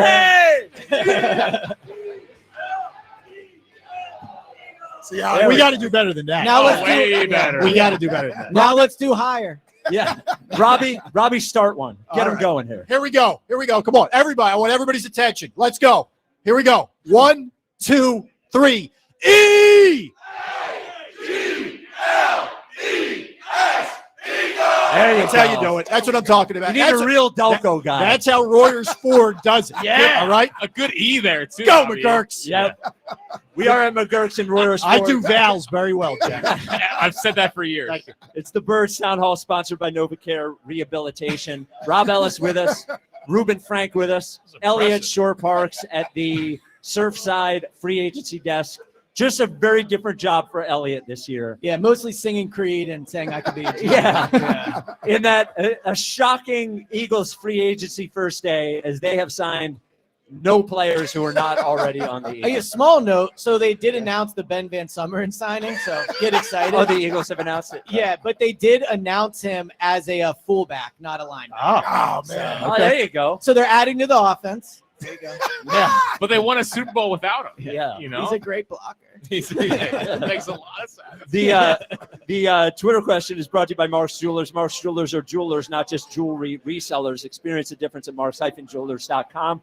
Are you disappointed in the Eagles' start to free agency, or do you understand it? 24.7, I'm disappointed. 75.3, I understand it. Just to finish up on the Saquon conversation, and Rob, you said you don't think that, you think we'll sign another guy. Yeah. I think the question for me is not whether they bring another guy in. Yeah. The question for me is, are they going to be disciplined enough to say to themselves, we know that this other guy is not as good as Saquon, but we have, we want Saquon to be good in weeks 15, 16, 17 in the playoffs. So are we willing to have a lower performer at times where we're saying we want a player not as good here, I think two things, Spike, on this. One, we don't know how Kevin Patullo is going to go about things, and maybe that changes it a little bit from what the dynamic was last year. And no, I'm just saying in terms of how much he hands the ball off to Saquon, number one. But I think in theory, this all sounds good, like the Phillies' approach at the plate.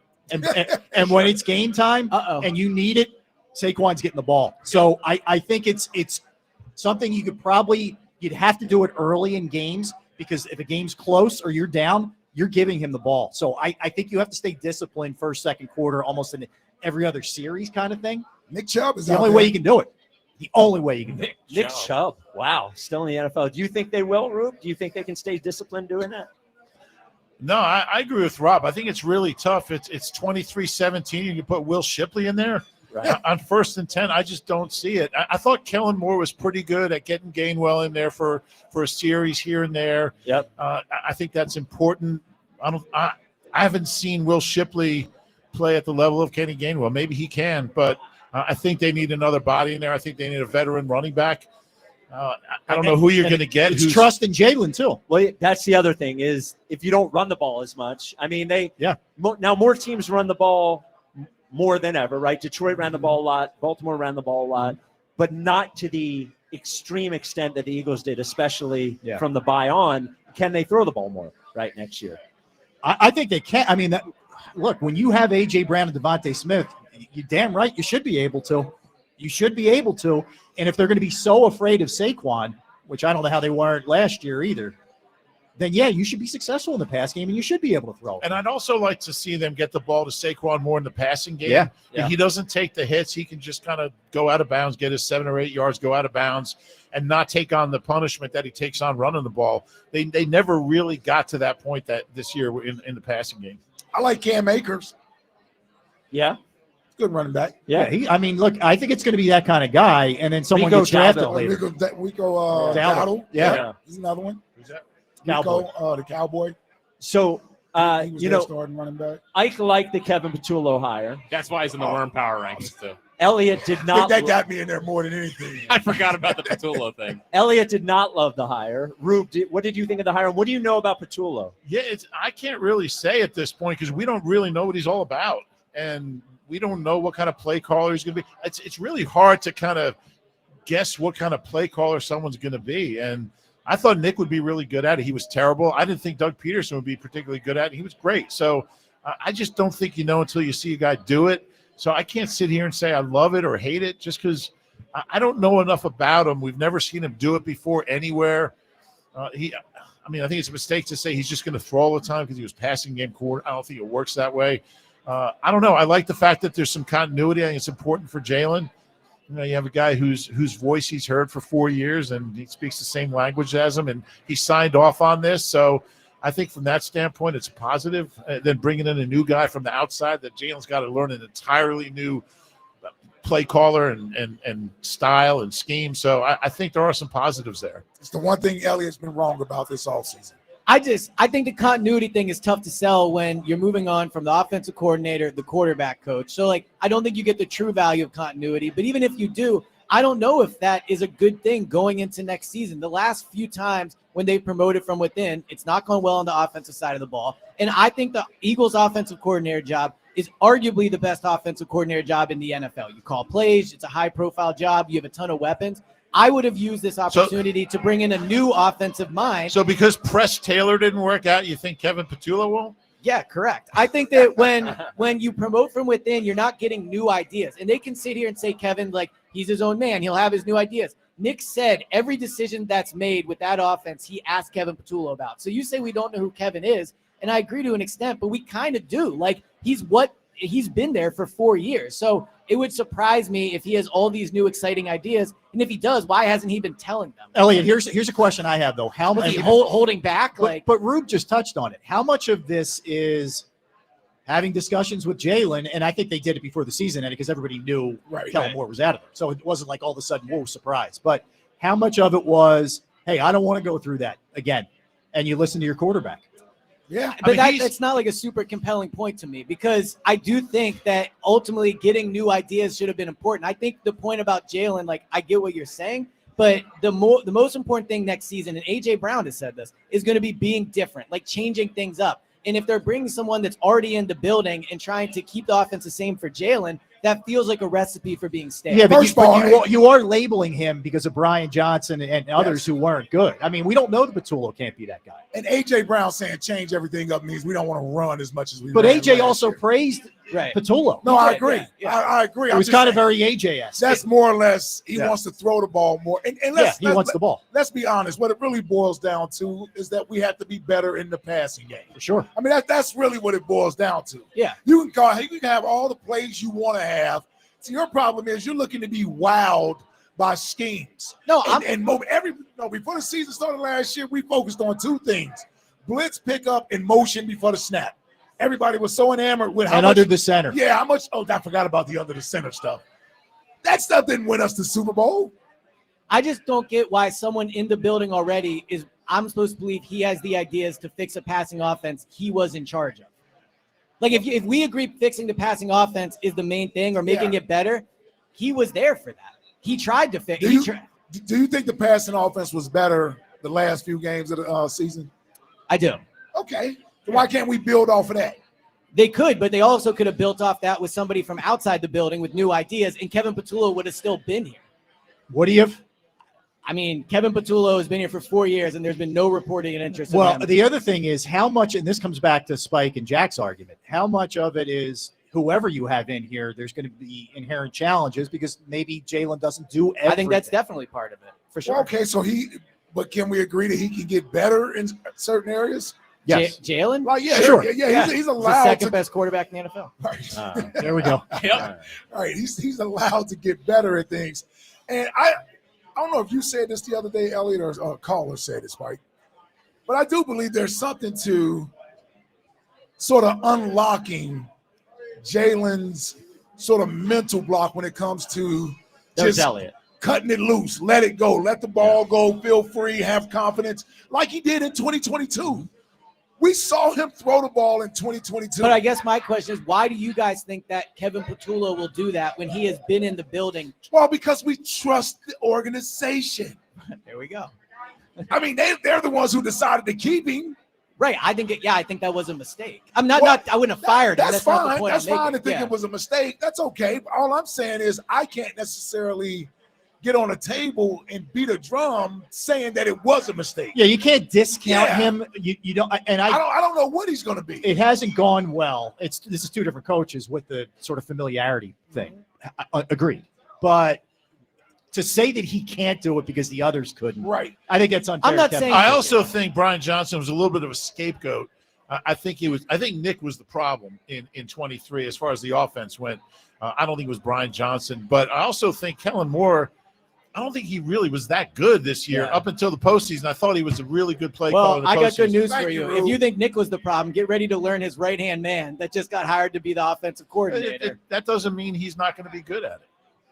Well, yeah, he could be good at it, but they had an opportunity to hire someone from another organization that could bring new ideas, and they're not getting that. Like, that's how you become stale. Jalen Hurts even said, you were there at the presser when he said, I'm envious of the offensive linemen because they've had Jeff Stoutland as their position coach their entire career. He lost his I've position never coach. had that. Yeah, he lost his position coach and his offensive coordinator. It's not like he's getting continuity. They're clinging on to a bit of it for the sake of it, but they're not actually keeping continuity. They lost 2 of the 3 people most important to Jalen. 2 of them are gone. But Kevin Patullo is a guy that he's got a relationship with. Yeah, so they're getting a little bit of continuity. That's like the But I guess for me, this is still a team to put up a ton of points. It's not like you have to come in here and rebuild this thing. I mean, there's so many pieces in place other than what might happen at guard. Right. I don't know how you almost can't be. I don't want to rebuild the offense, but we saw that they underachieved this year.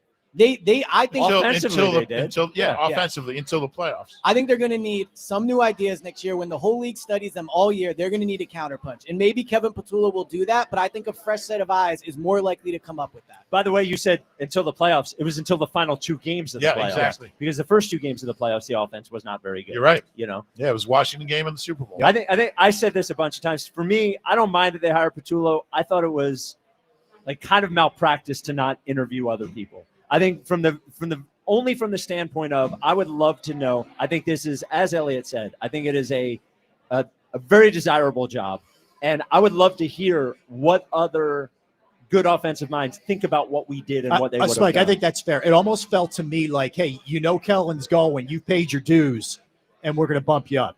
Whereas there should have been at least conversation on. But do you think that's a good? Do you think that's a good process for hiring, though? I think. Well, to be fair to the Eagles, they were the last ones hiring. True.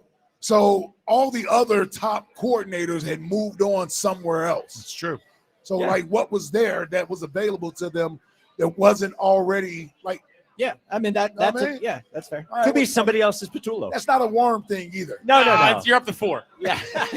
Unless you did a little tampering like behind the scenes. You know what I mean? Makes a phone call. These guys, man, I Flying can't up the get ranks. good analysis, man. No, it's good analysis. I agree. I think he just moved up a notch. Yeah, and he did moved I out move of the down? worm. Yeah, did I move down? No. Yes. Yeah. No, you actually held your ground there. You might, you actually did a good job. Although it's a little counter, intuitive. Like, sure. He's trying to get out of the worm thing. No, it's just like it's we're talking about the passing game, and all I've heard for the last 2 hours how Jalen's actually elite. He is elite. Yeah, but the offense, we all agree, wasn't that good. Like, And then it was the pass game that wasn't good. Yeah, they need to fix the passing game. And we agree he has the best wide receiver tandem in football. Look, you can always And get the best better. offensive You can line. always get better. Yeah. No, you got out of it. I appreciate it. All right. Before we get to the text line, and Ruben, Rob, thank you for being with us today. I'm going to ask you the same question. We've discussed this. I asked Jason Avant, Rube, you first. The Patriots call the Eagles. They say, we'll give you the 4th pick in the draft for A.J. Brown. What do you say? No, I wouldn't do it. Another smart. I would do it. Yeah. I would do it, and I draft Abdul Carter. The original premise of the question is Abdul Carter is sitting I'd there. move up and get him. Well, if I'm at 4, I can do it. There. Throw in Let's say Devontae. Let's say he's sitting. I'm doing it. If he's sitting there. I'm doing it. Yep. Yeah. And we better shut out everybody because how many points are we What scoring? about Travis Hunter? We get to keep Well, Jahan Dotson. If you have an elite quarterback, Well, good, it shouldn't good thing we matter. have an elite QB. Yeah. Elliot, would you do it? AJ for number 4 and Abdul Carter. Well, AJ for number 4. Yeah, If Abdul Carter. Elliot I would do would. it. Yeah, Yeah, but I'd be sad doing it. But I would. Yeah, I wouldn't love it, but I'm doing it. Does Howie do it? Look, GMs have to make tough decisions sometimes. That's what they told us. Yeah. Yeah, exactly. Hey, Jack, this is the non-sentimental tour. So Exactly Let right. me tell you, the fact that you guys are willing to trade away a top 3 I wide love receiver AJ Brown. It's with crazy. Hall of Fame potential Yep. for An unknown. For an unknown is crazy. to me. got to take some risks in life. Look, this is why I'd be a better GM than Elliot would. I Oh, don't no, think you so. would You would actually- take Travis Hunter and you'd be No, out I of a wouldn't. job that year. No, mine was Abdul Carter. Okay. I just, All right. I think it's Well, funny. at least Travis Hunter plays both sides of the football. Yeah, I can't wait for him to be average at both in the NFL. So does That'd Ben be Van awesome. Sumeren. Yeah, Yeah, that's exactly right. There it is. There it is. That is the winning line. We have a live text line today. Oh, as Battle, who doesn't come to the office, but he does come to very often, MaGerks. yes. Yeah, when there's a beer to be had, he's Yep. somewhere. The text line is brought to you by Benari Jewelers. Don't settle for ordinary. Choose extraordinary. Choose Benari Jewelers at Exton and Newtown Square. Online at BenariJewelers.com.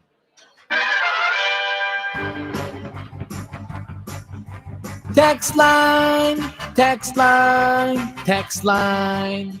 Let's make it a deal. We'll assume that Hugh is always keeping it a bean if Hugh stops saying it before every opinion. Deal? The Delaware Valley. Oh, does Hugh say that a lot? I'll keep it a bean, yeah. Every time. Oh, okay. Hugh was just having fun making me crazy today. Hugh getting shots here. All right. Yeah, honestly. Strays. I don't think, well, everybody gets strays on the text line. That's true. No, it's mostly me. So I'm sure the next one is me. What's next? Hey there, little guy. You look bored. Do you want some crayons and paper to keep you busy? A MaGerks waiter to Elliot. Yeah. This is not how we envisioned the free agency desk. It's not one free agency move in 12 hours. Well, they actually have they just made a signing. Oh, who? They signed A.J. Dillon. Who's that? A running back. Oh, big running back. There you go. Yeah, it's a big move. There you go. Not finally. Not the really.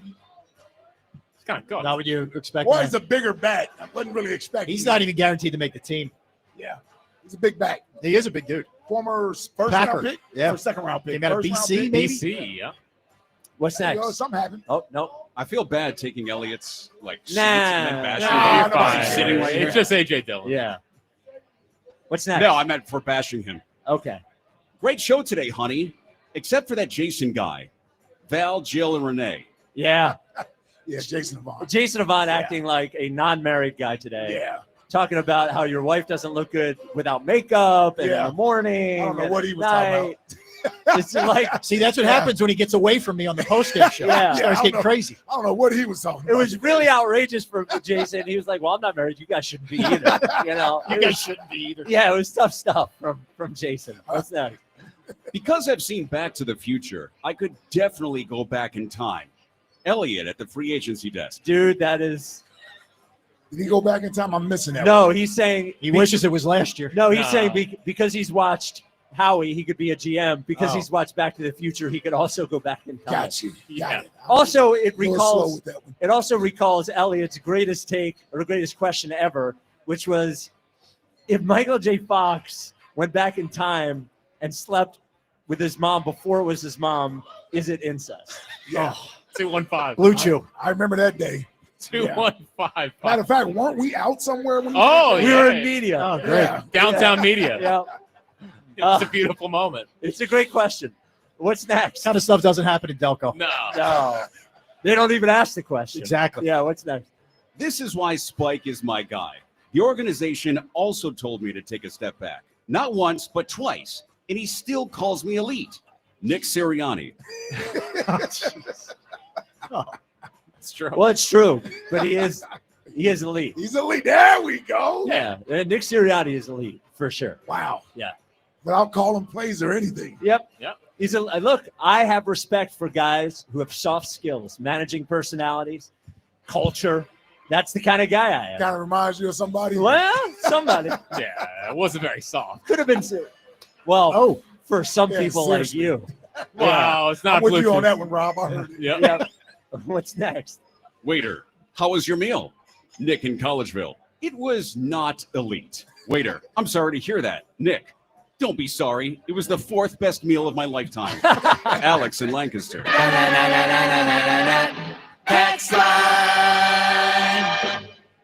Well, I can say this. It hasn't been an eventful day for the Eagles, but it has been an eventful day for us It does. here at Yes. MaGerks and Royersford Always with the is. Birds Town Hall brought to you by NovaCare. So, and it continues for one more How hour. about that? Torture. Fritz at 6. Well, torture. well, and Rob. Oh, Rob's Oh, with my you. bad, Rob. I'm hanging, My man. bad, Rob. I didn't know. So it's man. not torture now. No, it's not. It's actually entertaining now. And the good part is we don't have to talk about the Eagles. We're not because it's not the first down hall anymore. Do you want Jack to talk about the Eagles for the next hour? No, no one wants that. So, of course, I'm here since 6 a.m. I leave the desk for 2 minutes, and they finally signed a free agent. Yeah. Yeah, you Yeah, missed it. yeah, Yeah. exactly. Thank you, Elliot. Great job today. Thank you. No, Elliot, are you staying the through worst 6 part about o'clock? that, I'm Elliot, not, the unfortunately. worst part about that is that Jack didn't even show you enough respect to hold that Oh, yeah. until you That's what I'm came saying. back. Yep. Disgusting. It was big news. He doesn't care. It's a great deal. It's a great deal. It makes a lot of sense. Yeah. Thank you, MaGerks, and for 1 year everyone. off a neck surgery, Spike. And it sounds like great. Great. That'll work out. He missed all of last year with a neck injury. That's what I thought. It's Rashad Penny 2.0. Is that a big deal for a running back? Neck surgery? Yeah, it sounds like a big deal for any professional athlete. He's a bruising back, too. Yeah. All right. Thank you to everyone at MaGerks. Can't We will play. talk to you tomorrow. Now, I'm going to drive home, and you drive every day, right? And you probably know it is time for a brand new Hyundai.